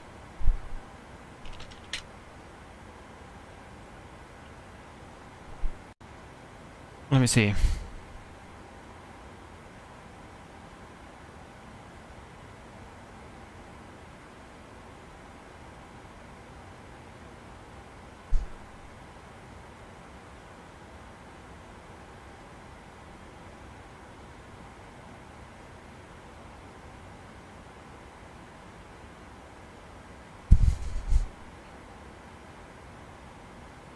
So basically nothing is working right now. So turn off the anti-ice so that we have more. I just don't understand. There is no thrust at all.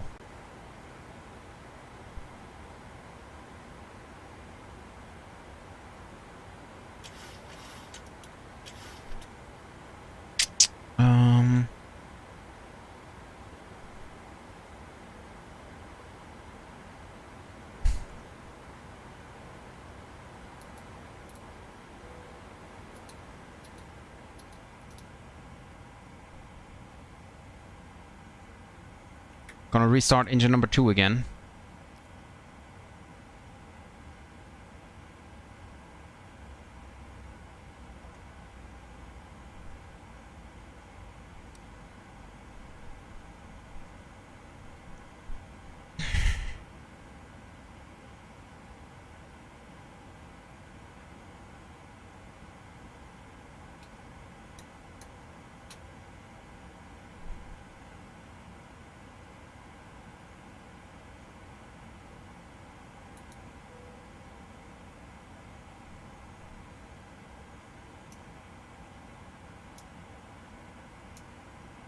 So we select flight.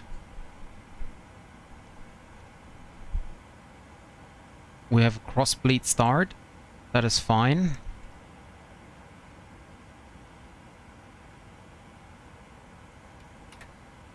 Engine fail. Continuous ignition B.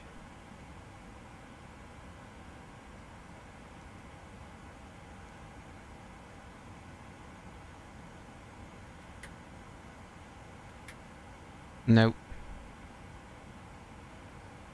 N2 is at 28. Thrust lever is idle. So guys, I have no idea on how to do that right now. I'll send you something on Discord. Okay, let me check.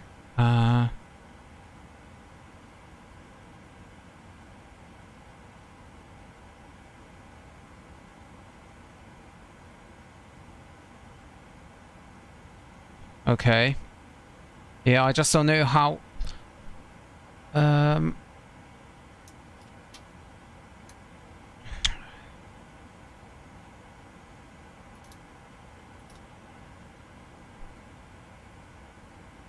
So,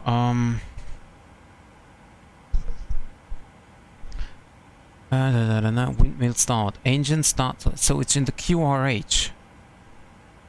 Windmill. Engine in flight start. Oil quantity indication as low as 0 is normal. If windmilling N2 RPM is below approximately 8%, it's not. N2 windmilling is 28%. Engine start lever cut off. It is.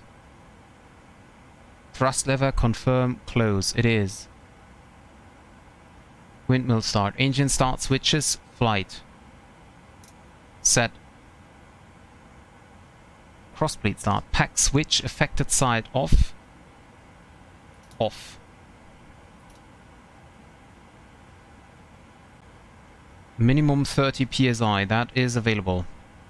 Pack switch affected side off. Duct pressure minimum 30 psi. Advances to increase duct pressure. So where can I find duct pressure?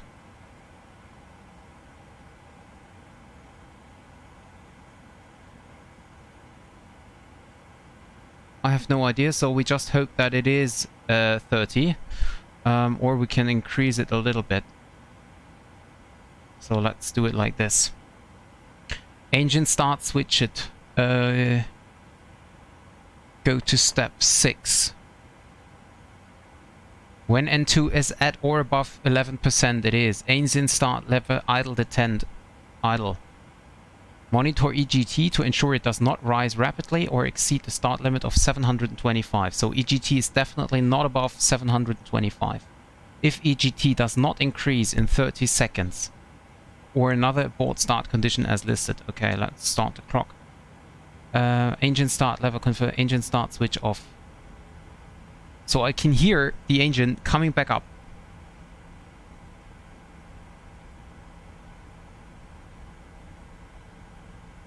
Okay, engine number 1 is back. Okay, we got at least engine number 1 back. We got engine number 1 back, so we can stay at... Let's get down to 10,000.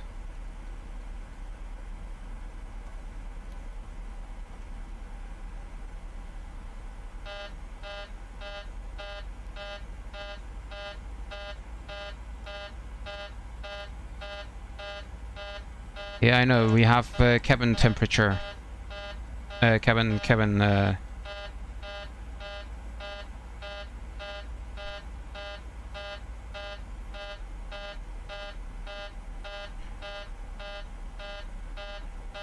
LNAV, okay,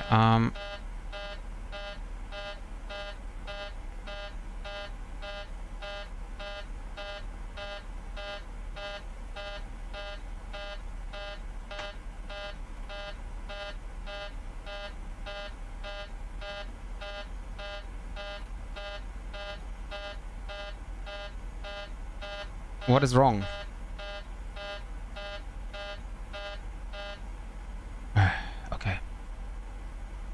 So we have engine number 1 back, but we do not yet have engine number 2 back.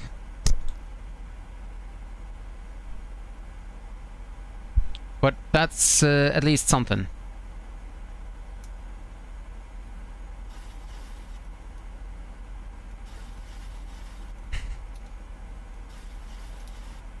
Oh, duct pressure minimum 30 psi. Okay, we now have engine fail.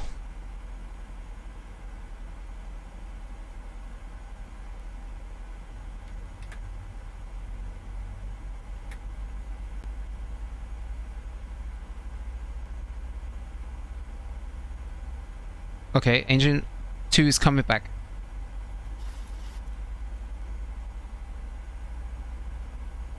Cabin altitude is...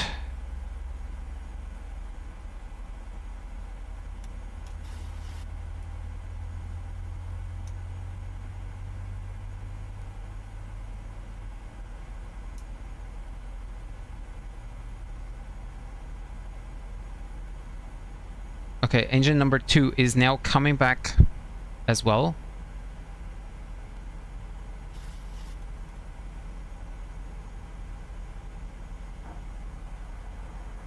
Someone was on the toilet. Alex, was that you? I'm not sure if you could hear that.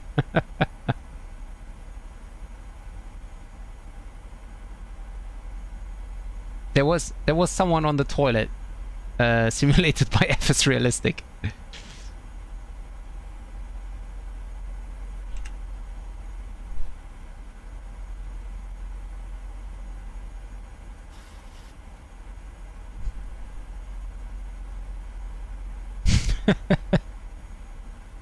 Okay, so LNAV, VNAV. Okay, VNAV not working, of course, because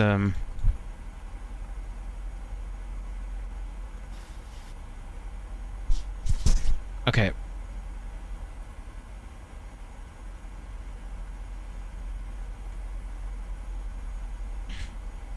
Yeah, cabin altitude should be descending. Just not sure.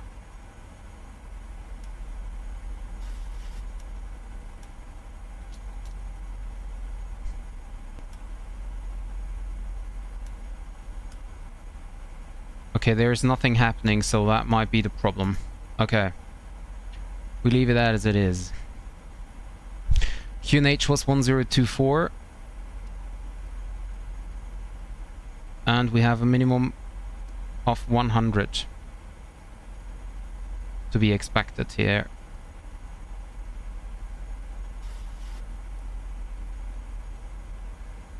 Okay. Now, what I need to do as well is FS actions, fuel. I just want to have it realistic, as realistic as possible. 5.9. So let's make it 6. Okay. Auto speed. Okay, VNAV still not working.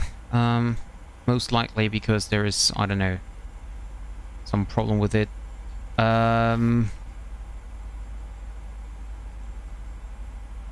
Now, transition level or transition altitude.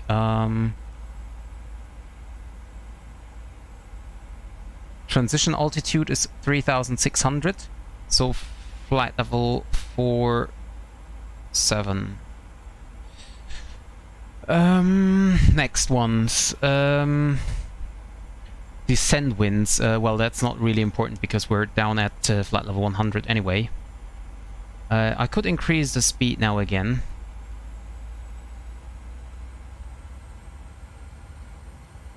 Let's stop the climb at 11,000. Well, actually, it was fun to set everything back up, but yeah, that was all.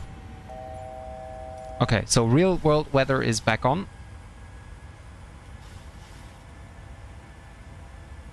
Still don't know why I cannot select VNAV, but okay, so be it for the moment.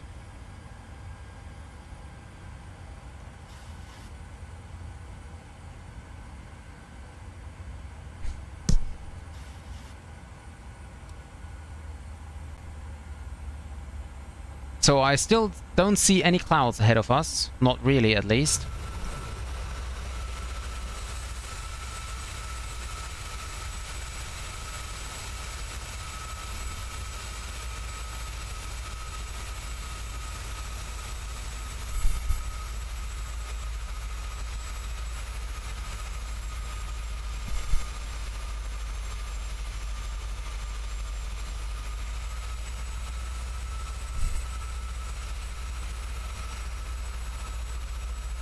Okay. Well, at least we got the engines back. That was the most important part of it. Whew.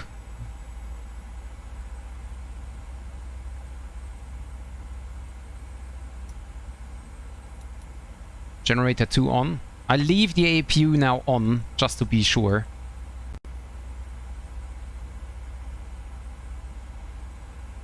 Okay, and init ref, we gonna... Ah! I know why I cannot select VNAV, because I do not have a... I did not have a gross weight, so zero fuel weight was 57, right? Okay, so 57...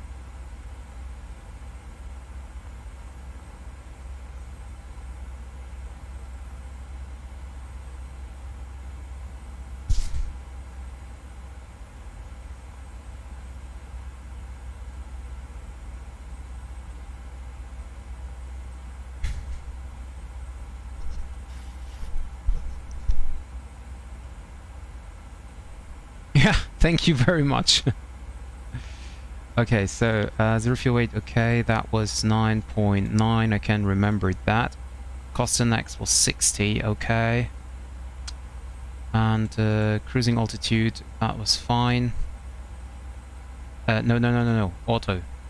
And, okay, now there we go. Flaps 139 as approach speed, yes.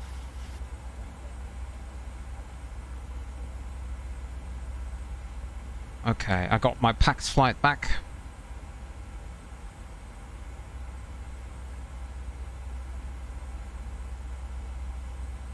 Yeah, I just don't know what to do with the cabin temperature. Cabin altitude, because, well, nothing's basically happening. Okay, Yakutsk airport is at 328. Dual bleed is on. The only problem is now we just have a very cold cabin. We need to heat that back up.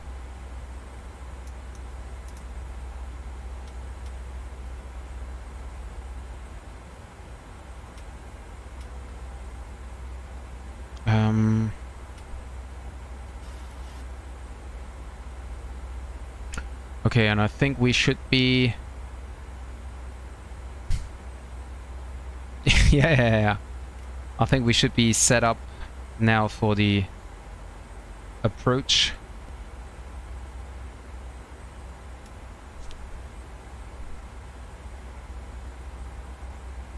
Yeah, cabin altitude warning, but I cannot get rid of that.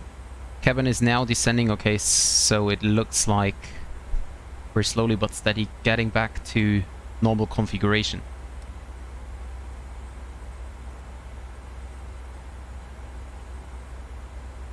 Okay, so what else did I do? Runway 23 left, 052 and /5/10. Okay. Whew! Crazy.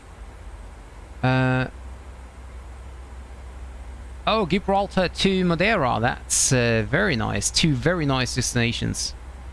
Yeah, Alex, I know you're freezing. I already set the temperature back up.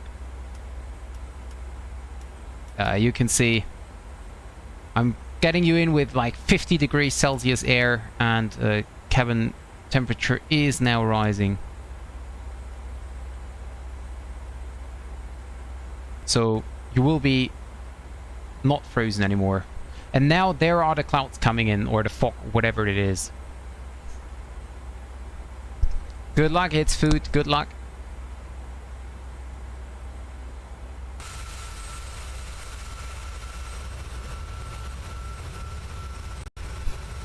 There is the bad weather coming in.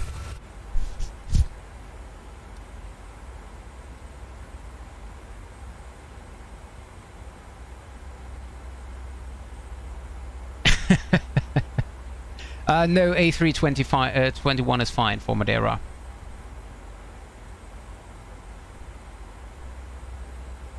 Yeah, I know. Well, actually, I thought the same, and after this stream, I might do a flight to Greece or somewhere, which I will be not streaming. But actually, that was the same thing I thought. Let's go somewhere warm.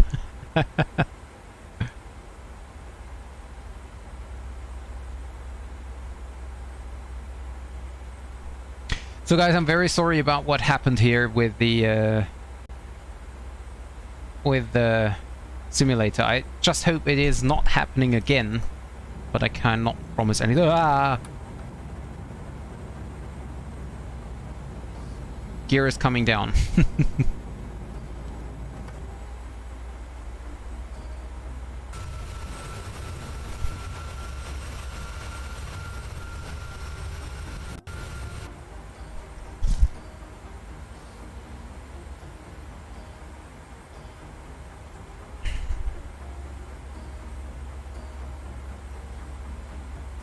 There we go, VNAV, baby.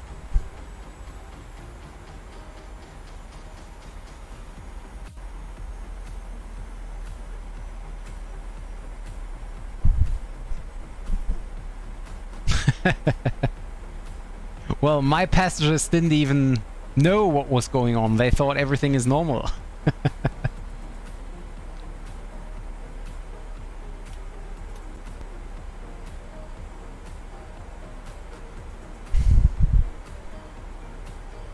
Oh dear. Have a look at these clouds there. That doesn't look good at all. So much clouds and fog.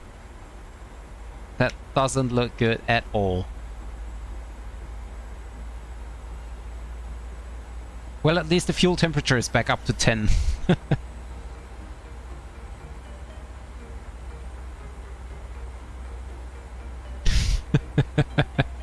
That's true. So I'm happy I'm back here now.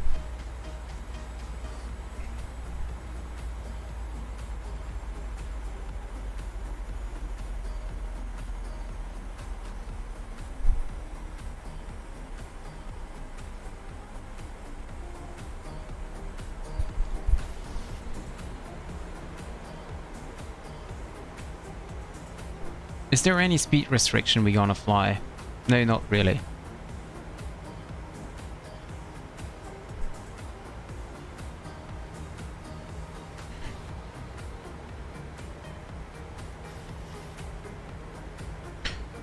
So, what is the course? There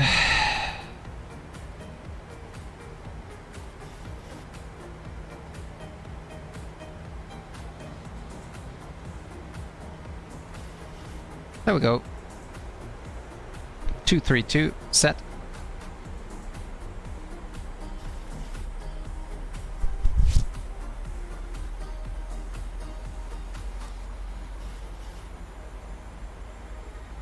Why are you not descending?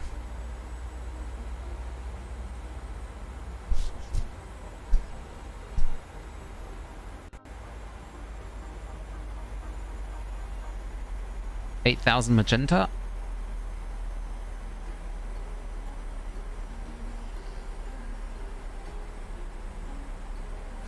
I don't know why the speed is now increasing.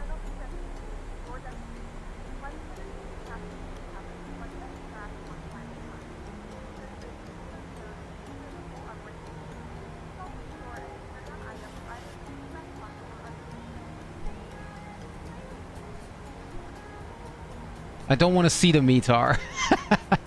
Okay, visibility is getting upwards now. No, it's still 150.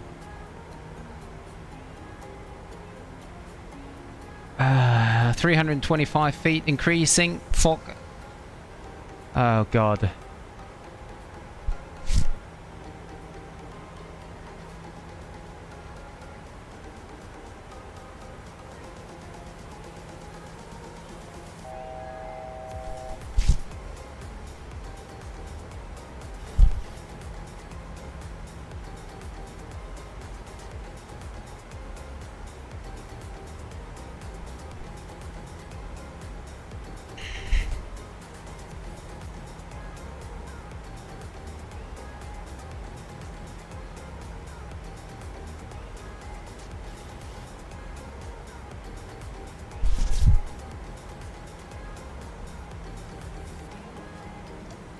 So, okay, now let's start my recording tool.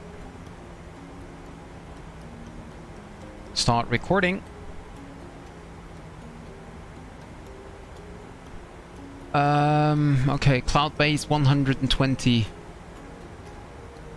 meters, it's 400 feet.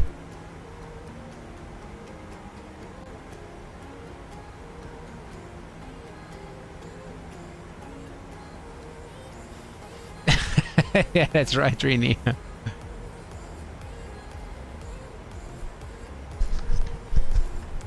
So for the ILS,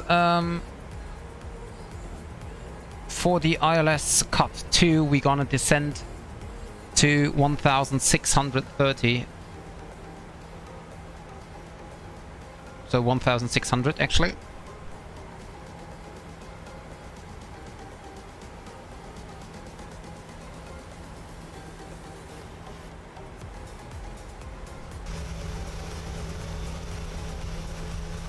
Oh man, look back here, it's so nice. The weather is just no clouds, nothing. And then you get here into Yakutsk and you just have fog. Back there you can see there is also nothing. It's just this cloud fog area here. Weird.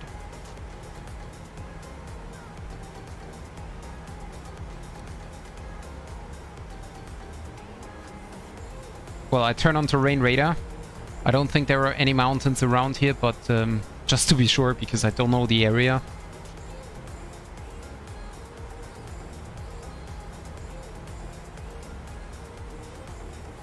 And we have minus 29 degrees currently, so there will definitely be icing.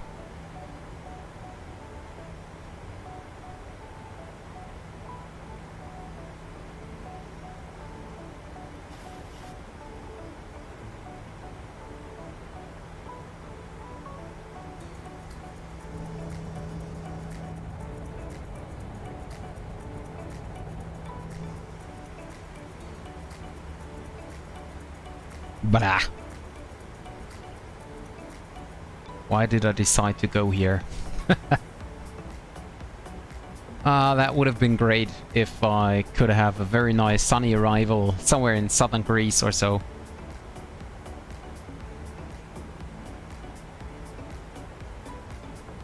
Yeah, I think it will be working.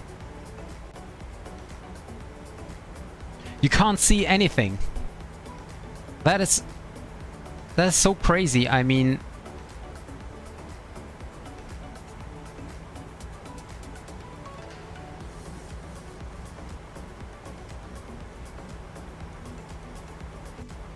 wow, it's not really helping here.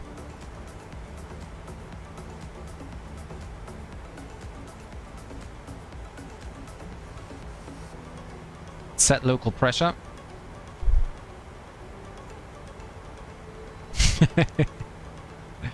Yeah. So ILS frequency, by the way, is 111.7. 2500. Radio altimeter live.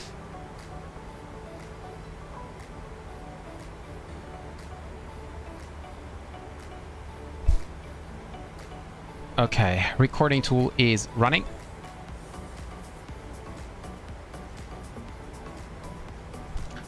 Flaps 1.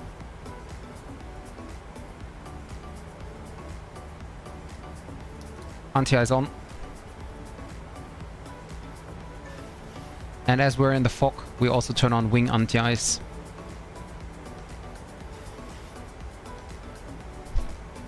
Flaps 2.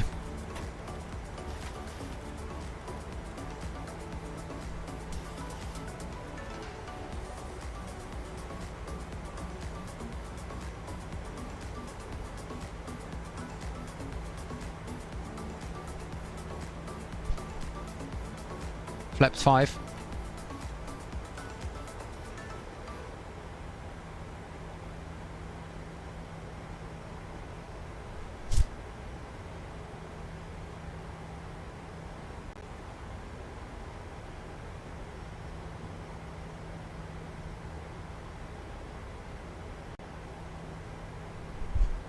It's a very short final here. It's just 5 miles final. So we want to be nice and early. So flaps 15.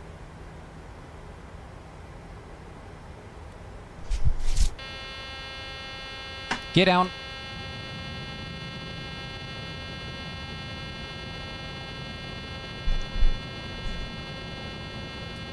Lights on. Engine ignition continues. Anti-ice is on. Probe heats are on. Everything is on. Everything should be set by now.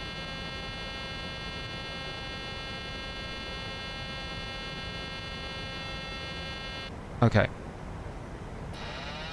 Autopilot disengage.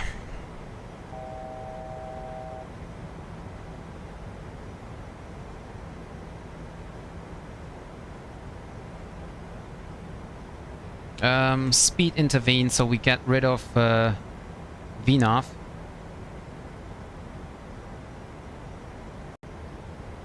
Speed 140. 138, 143 then. 143. Flaps 25. And we're going to turn.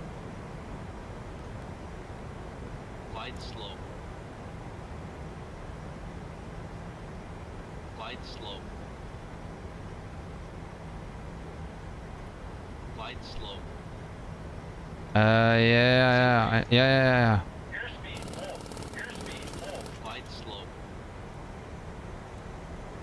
Flaps 40. Yeah,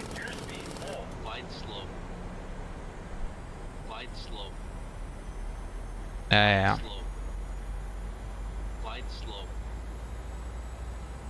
Can the engines just come back, please? Okay, good thing.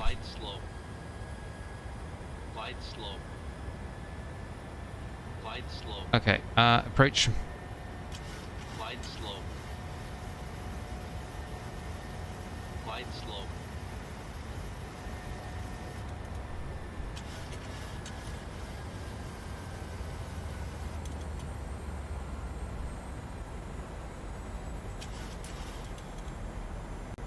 Flaps 40 speed brake arm. Kevin Jones, thank you very much for the subscription.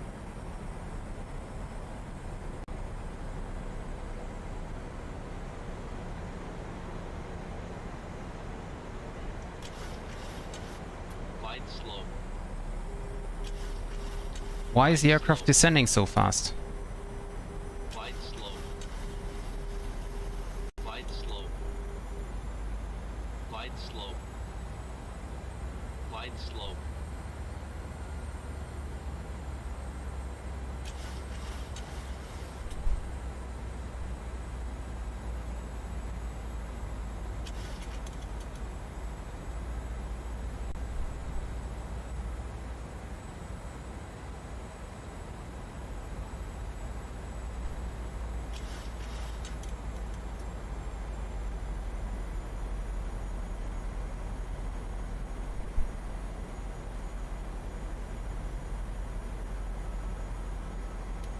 Auto thrust off.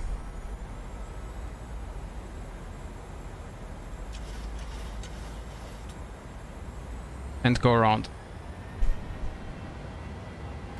Flaps 15.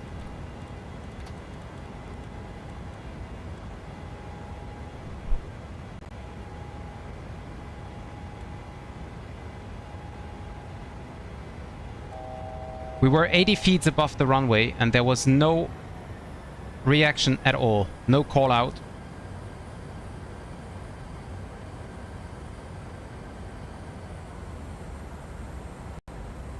There was no call out. That's why I decided to go around there.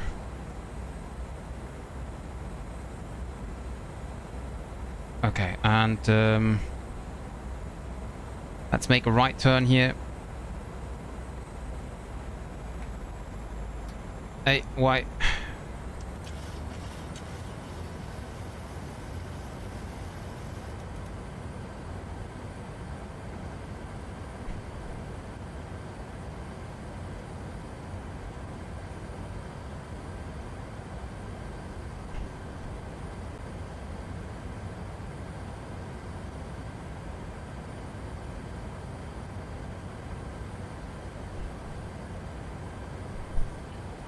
Flaps 5 and flaps up, or actually we can stay flaps 1.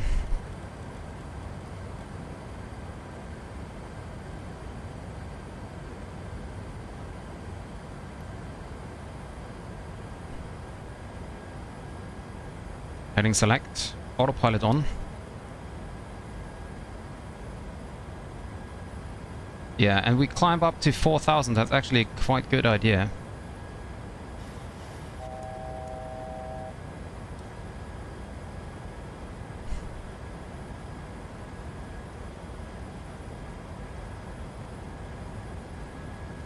And back onto the ILS.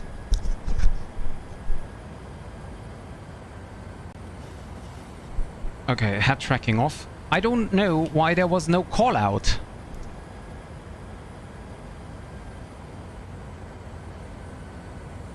There was no 500, 400 and stuff. Let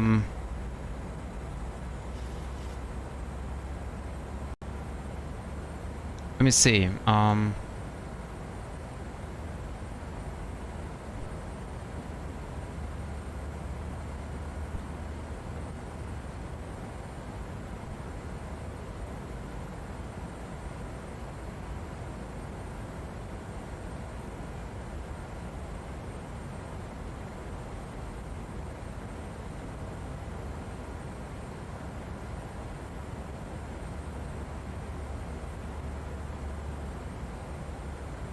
Call 155, 400, 300, 200, 100.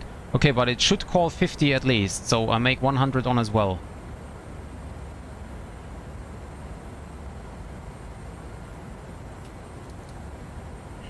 Anti is off as we're above the clouds.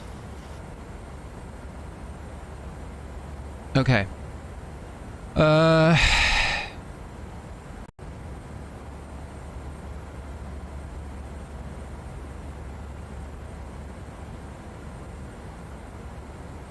Here that was flying so much. No, I was flying. Hi Mariusz, welcome to the stream. I was having a look on the instruments, and actually it worked out quite well. Just the visibility was so low that I was not able to see anything at all.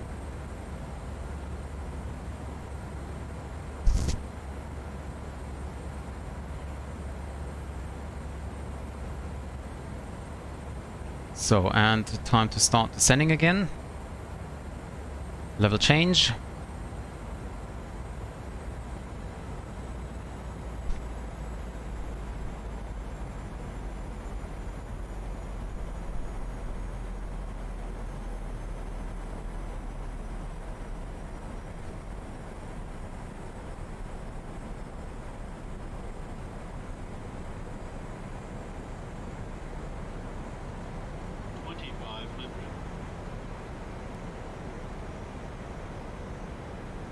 Thank you very much, Marius. Thank you.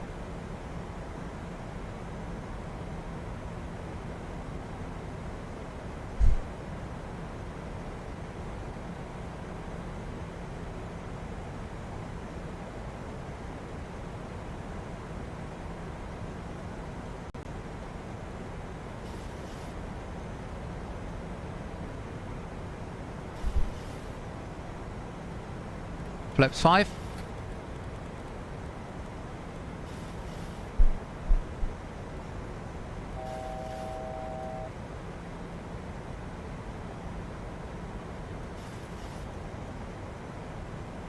So I still don't have the glide slope, which is also kind of weird.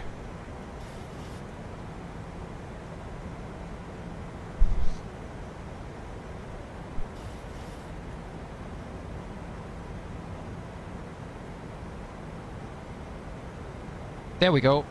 Had to set it back up. Flaps 10.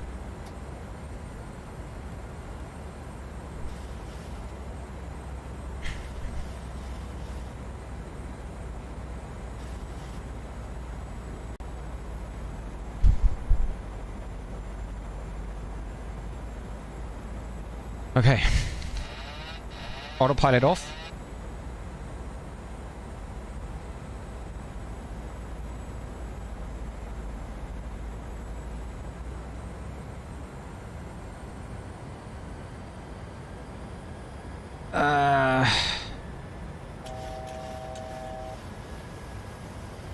How is it even possible that the trim, which is set to make my aircraft fly steady, is doing something weird like that? Approach on.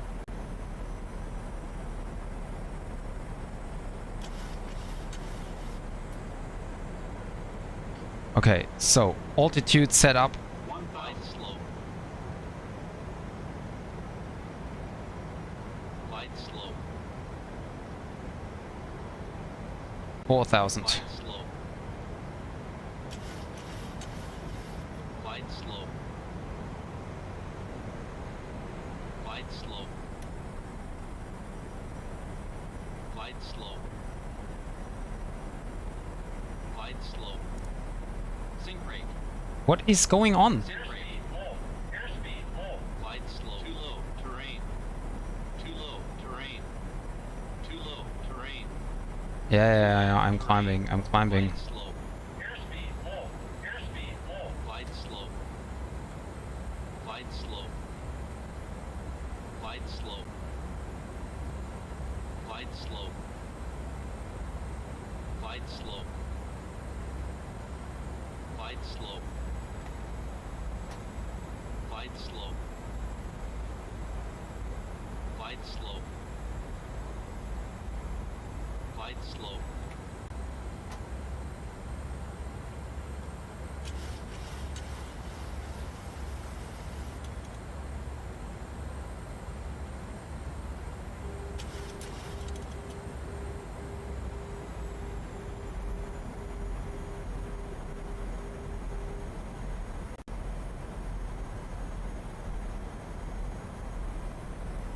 Flaps 40.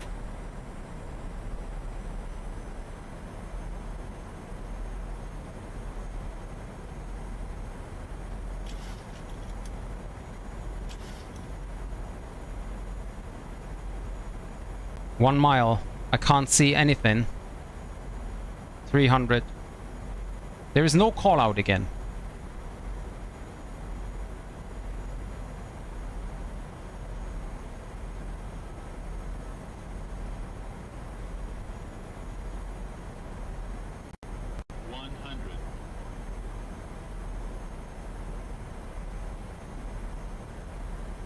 $50, $40. 50, 40, 30.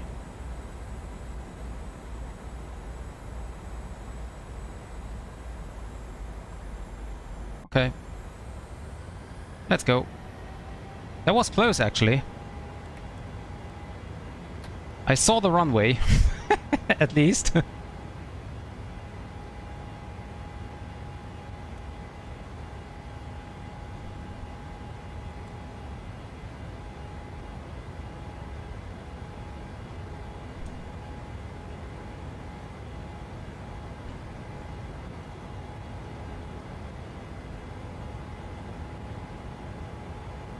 Autopilot on versus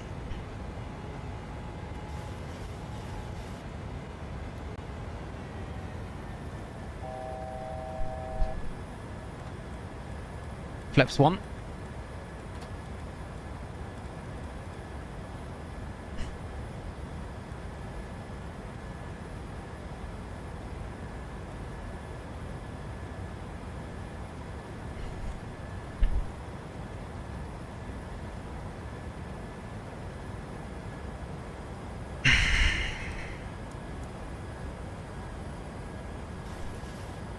I did follow the ILS. There is light. I saw the light on the runway. I saw it, but the visibility... Like, the first lights I saw at 50 feet. I was about to go around when I saw the lights. At 50 feet, I saw the lights.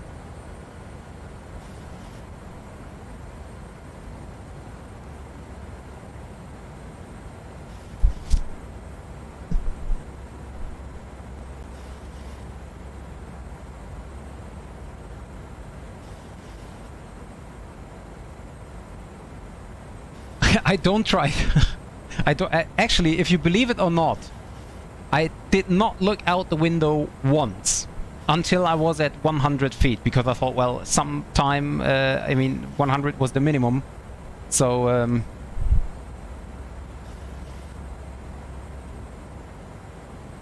this is Yakutsk airport in eastern Russia.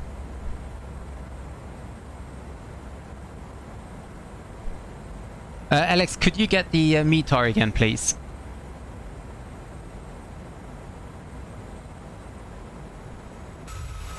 Oh, and gear up, maybe.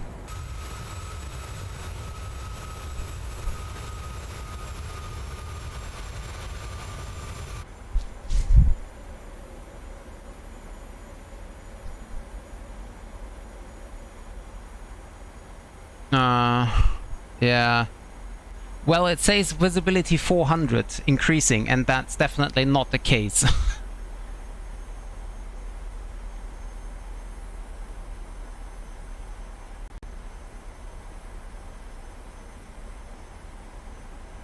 The METAR is the weather information.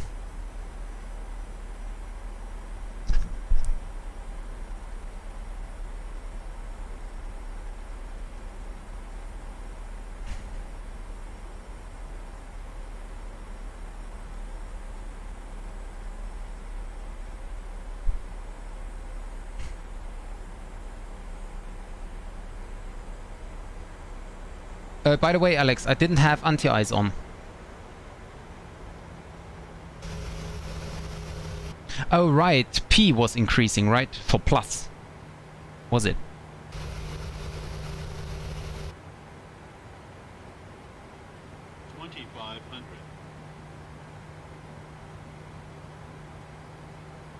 Yeah, I will put anti-ice back on. But as you saw, Alex, even without anti-ice in the fog, there was no difference. Except maybe that engines were reacting better, I don't know.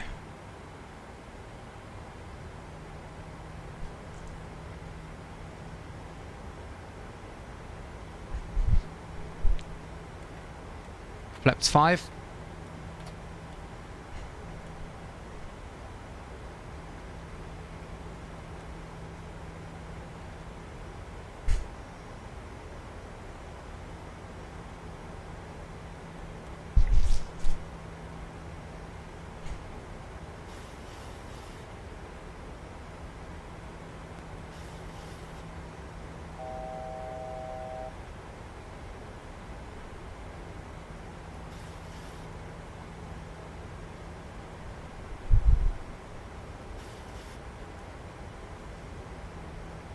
Well, maybe we should do another, like a different ILS approach for like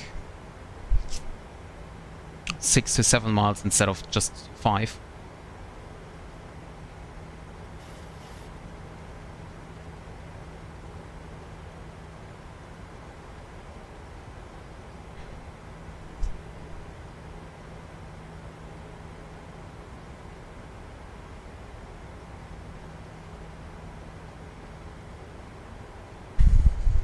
Flaps 10.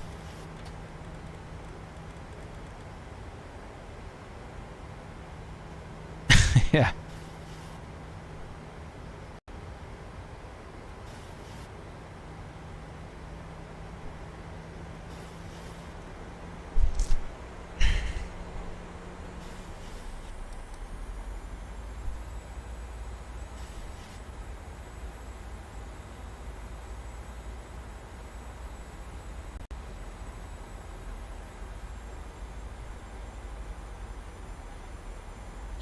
Okay, gear down. Flaps 15.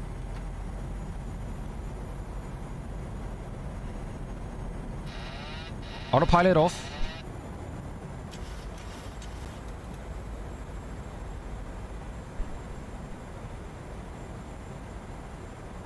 And on the approach mode. Glide slow.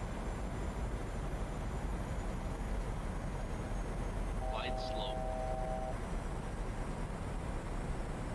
Glide slow.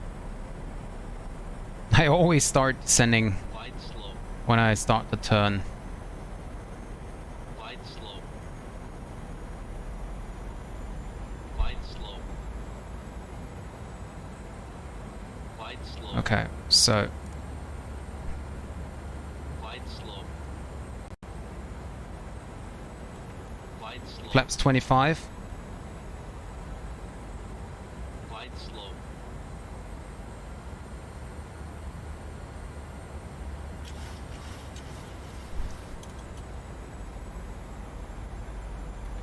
Flaps 30. Glide slow. Glide slow. Glide slow. And flaps 40. Glide slow. Glide slow.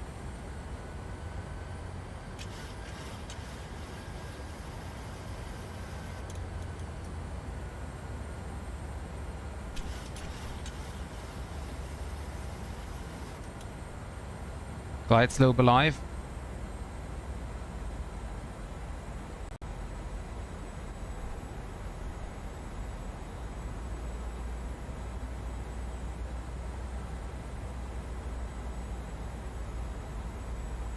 Glide slow.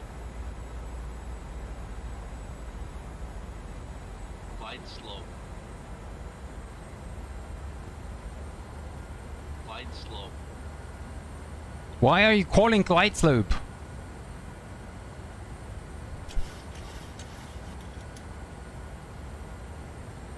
So I'm not having a look outside. Not at all.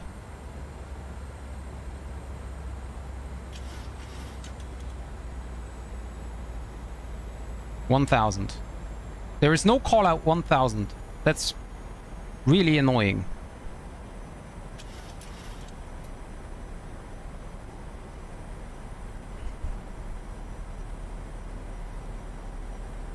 Auto marker.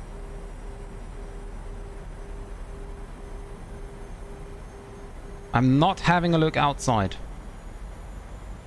Not at all.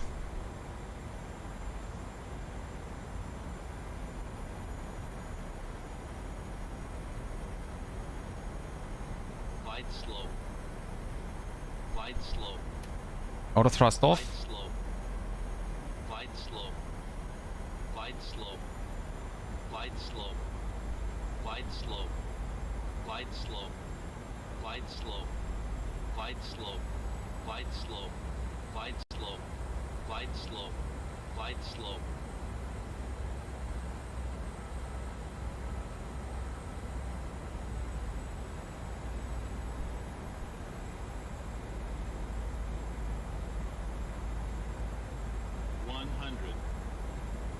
Can't see anything. 50. 40. There is the runway. 20.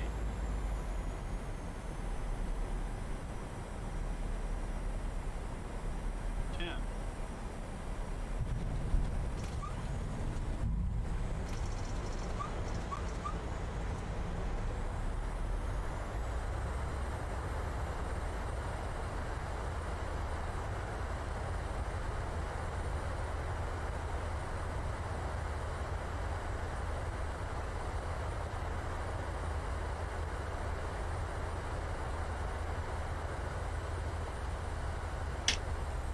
Manual braking.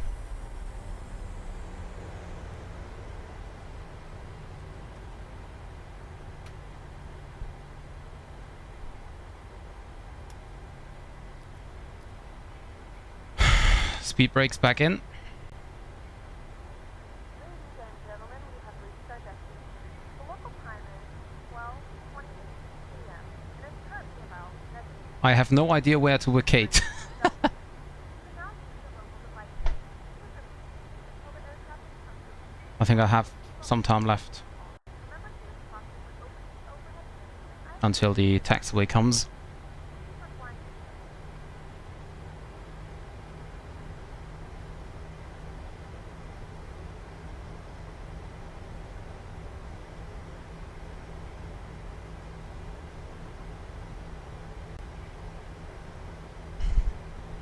There is taxiway Bravo coming in somewhere. I see blue lights. I can't see anything. I can't see anything at all. Ah, there is the line. There is the line. Okay.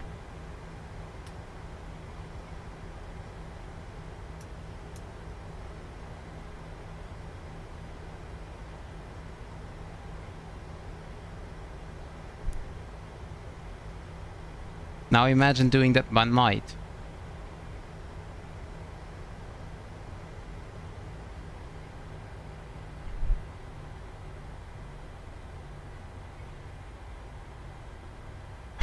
Well, actually, it's food. You can do some kind of fly-by-wire with the Boeing as well.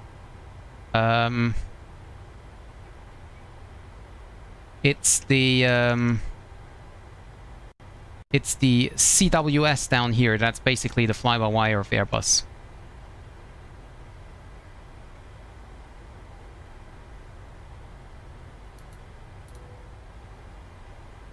I have no idea where I am. I have to turn... Oh, actually, you know what?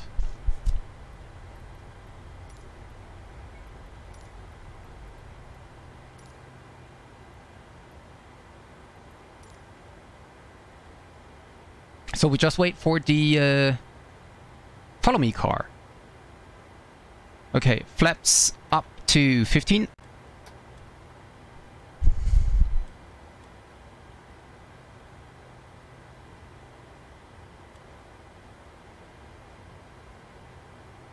No, GSX. I'm using GSX.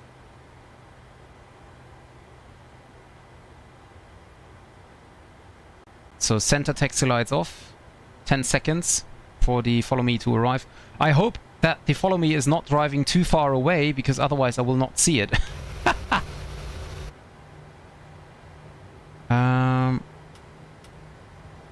Hello.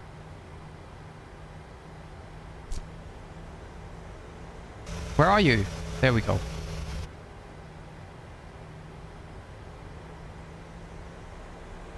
Okay, now please don't go too far, because otherwise I won't see you again.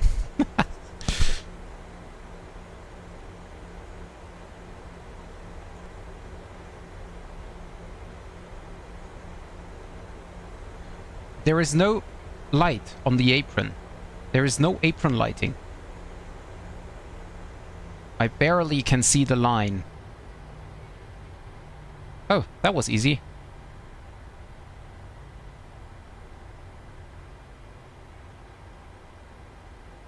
That was easy. Huh? Ah. Hello, Mr. Marshall. Or Madam Marshall.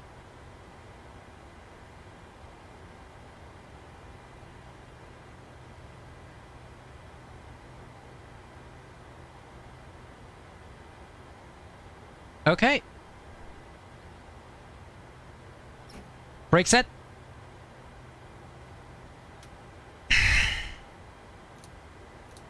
Anti-ice off. We're still at flaps 15, by the way. Okay. 2 blue, 1 red, engine stat.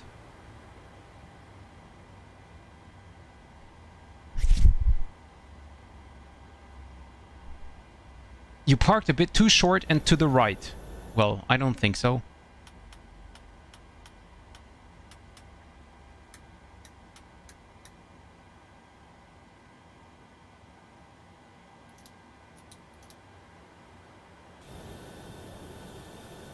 I think it looks quite okay. Quite good, actually. And we're smoking again. Okay, so now stop the recording while I'm really looking forward in having a look on the replay. Volanta. So landing rate.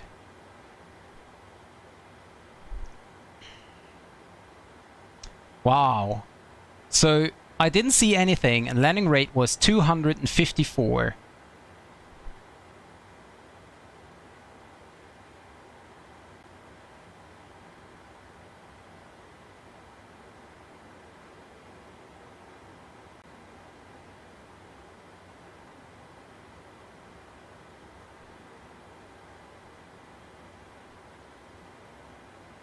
So I think that was quite decent. So,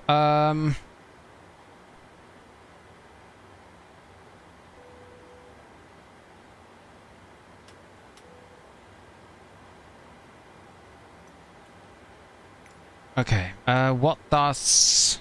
Yeah, 252. Perfect. So,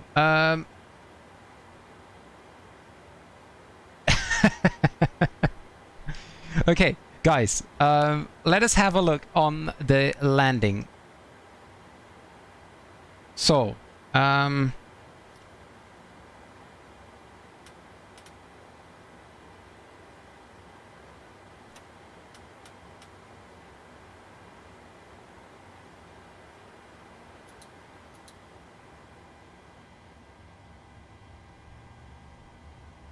I start the engines again.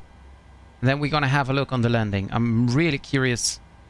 So first of all, I want to see my first and second attempt with the real weather, and then later on, I want to clear up the sky and have a look in real, in nice conditions, what was actually going on.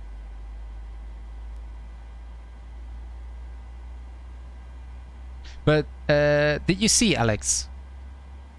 I had no problem, or at least not too many problems, in flying the ILS approach manually with Boeing.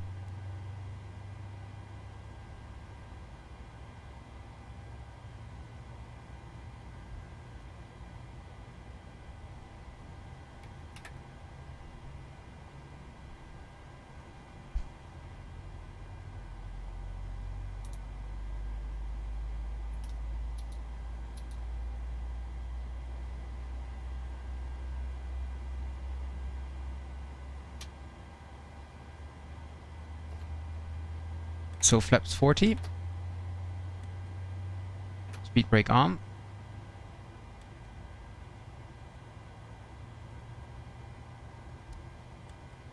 Oh, I know, because I set the bar rate to 100 instead of the radio.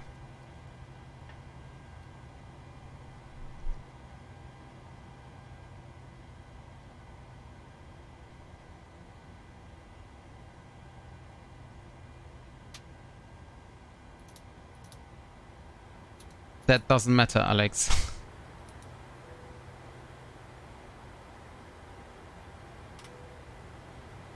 So, okay, now recording. Don't know. Oh, this is okay. So I. Yeah.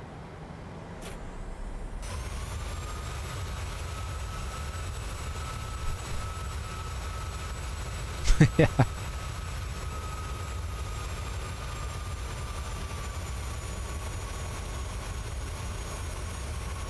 $500 No, 500 now. There's nothing to see. 400. There is the runway lighting, and now I'm going around. But there was the runway lighting. I saw the runway. I think you cannot see it in the stream, but I was able to barely see it. Okay, next approach.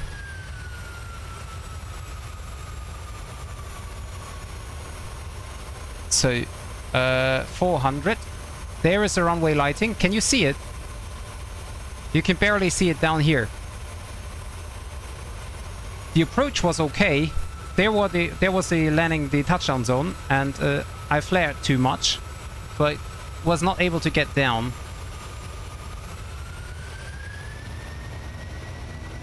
And then I decided, of course, to go around again. And then we have the third attempt. This is the third one. 600.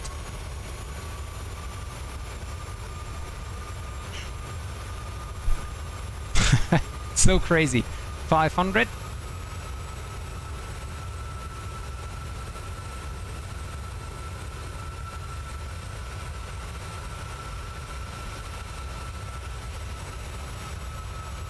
Still around 500. 450. 400 runway lighting coming in. 380. 300.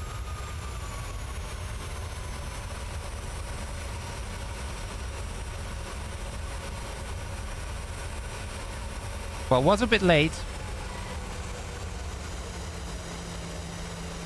but it was fine in the end.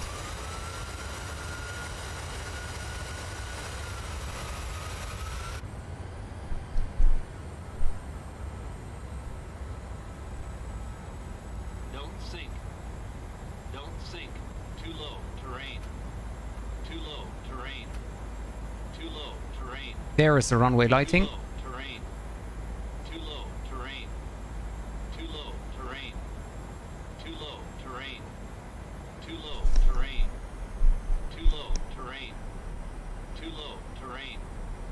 Too low. Terrain. Too low. Terrain. Crazy. Yeah, you should try it, Alex. You should try it. It's actually, I mean, in a way, it is interesting, but overall, it is really, really stressful. And by the way,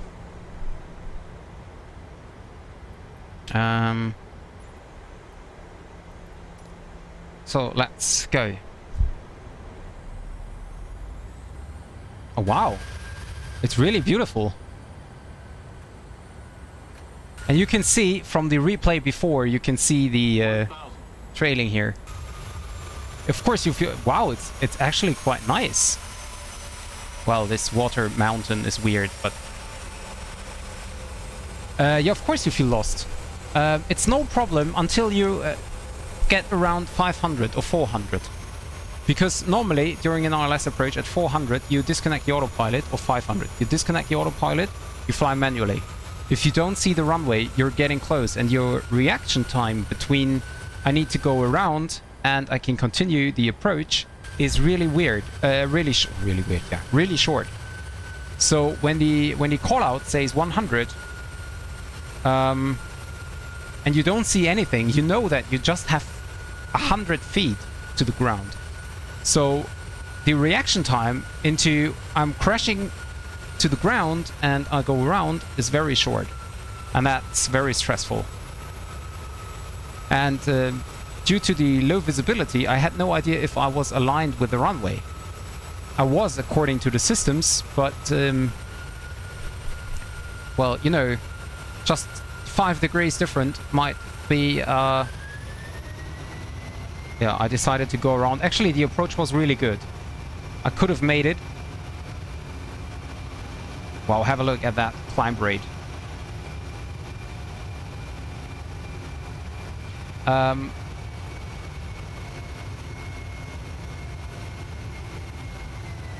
So this is the second one now.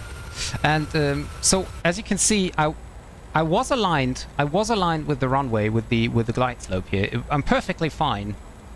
But it is, you don't feel like you were aligned with it, because you never know, is the runway straight ahead, or is it maybe slightly to the right or left or something. 90, 80. Yeah, and this was when I was too high. 40. 30. I came in too close. Like my descent rate from 100 to 50 was too fast. That's why I decided to flare, and that's why I climbed up again. So, and this is now the third approach. Glide slope. Below glide slope. Okay. Glide slope. Glide slope. So this is now the third Glide attempt. slow. Glide slow. I was, if this is true, I was very slow, Glide slow. and Glide slow. I didn't even notice that I was that slow. Glide slow. Glide slow. Glide slow. Glide slow.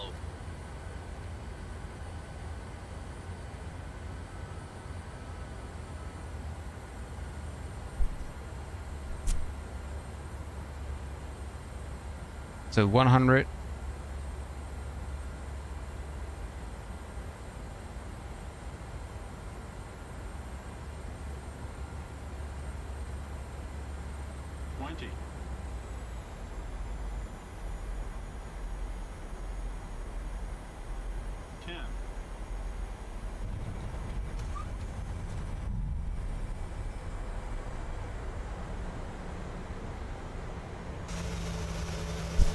It's so overall, I have to say it is really weird doing a complete instrument approach in low visibility.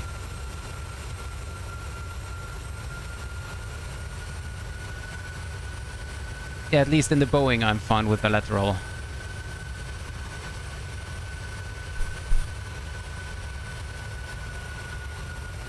Not so fine in the Maddock. So in the Maddock I have the complete opposite problem. I'm never fine with the localizer, but fine with the glide slope.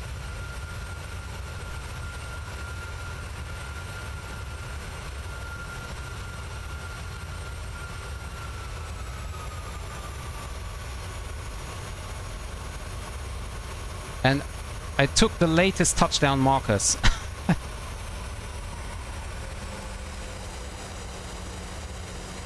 Touchdown with the left wheel, main landing gear first, but well, so be it.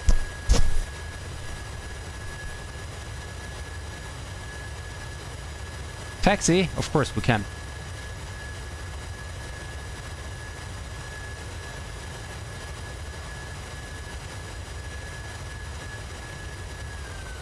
Yep, that's right, even center lined.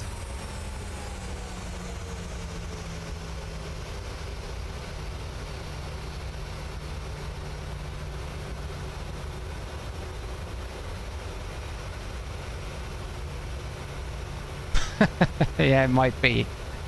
Might be.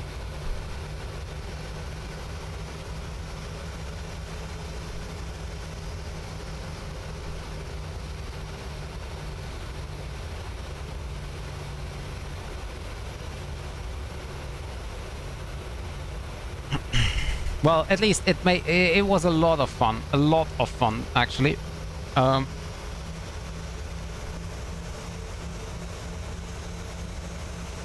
And yeah, it's always something special to fly in low visibility, but today that was actually the lowest I've ever experienced, especially in flying manual. I mean, there was not even a Cut 3 autoland possibility. So even if I wanted, I couldn't have done a autoland.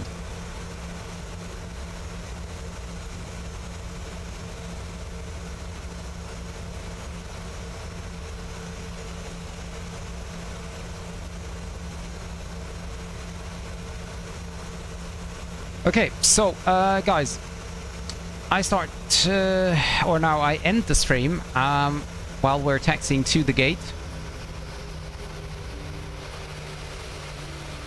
Thank you very, very much for being here today. Was a very nice stream, very nice experience. It depends, Alex. It depends. I mean, as you know, I always like to do real flights with realistic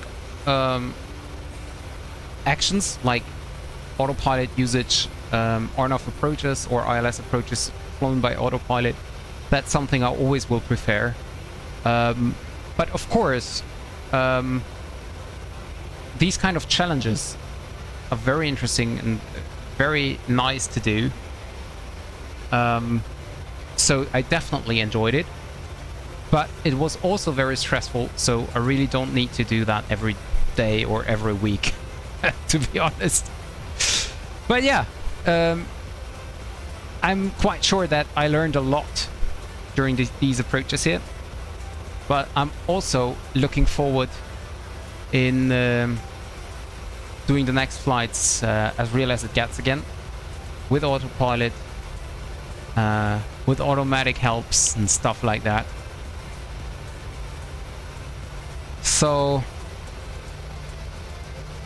yeah, tomorrow, by the way, is Mad Dog Monday, and we're gonna fly from Panama into Toncontin.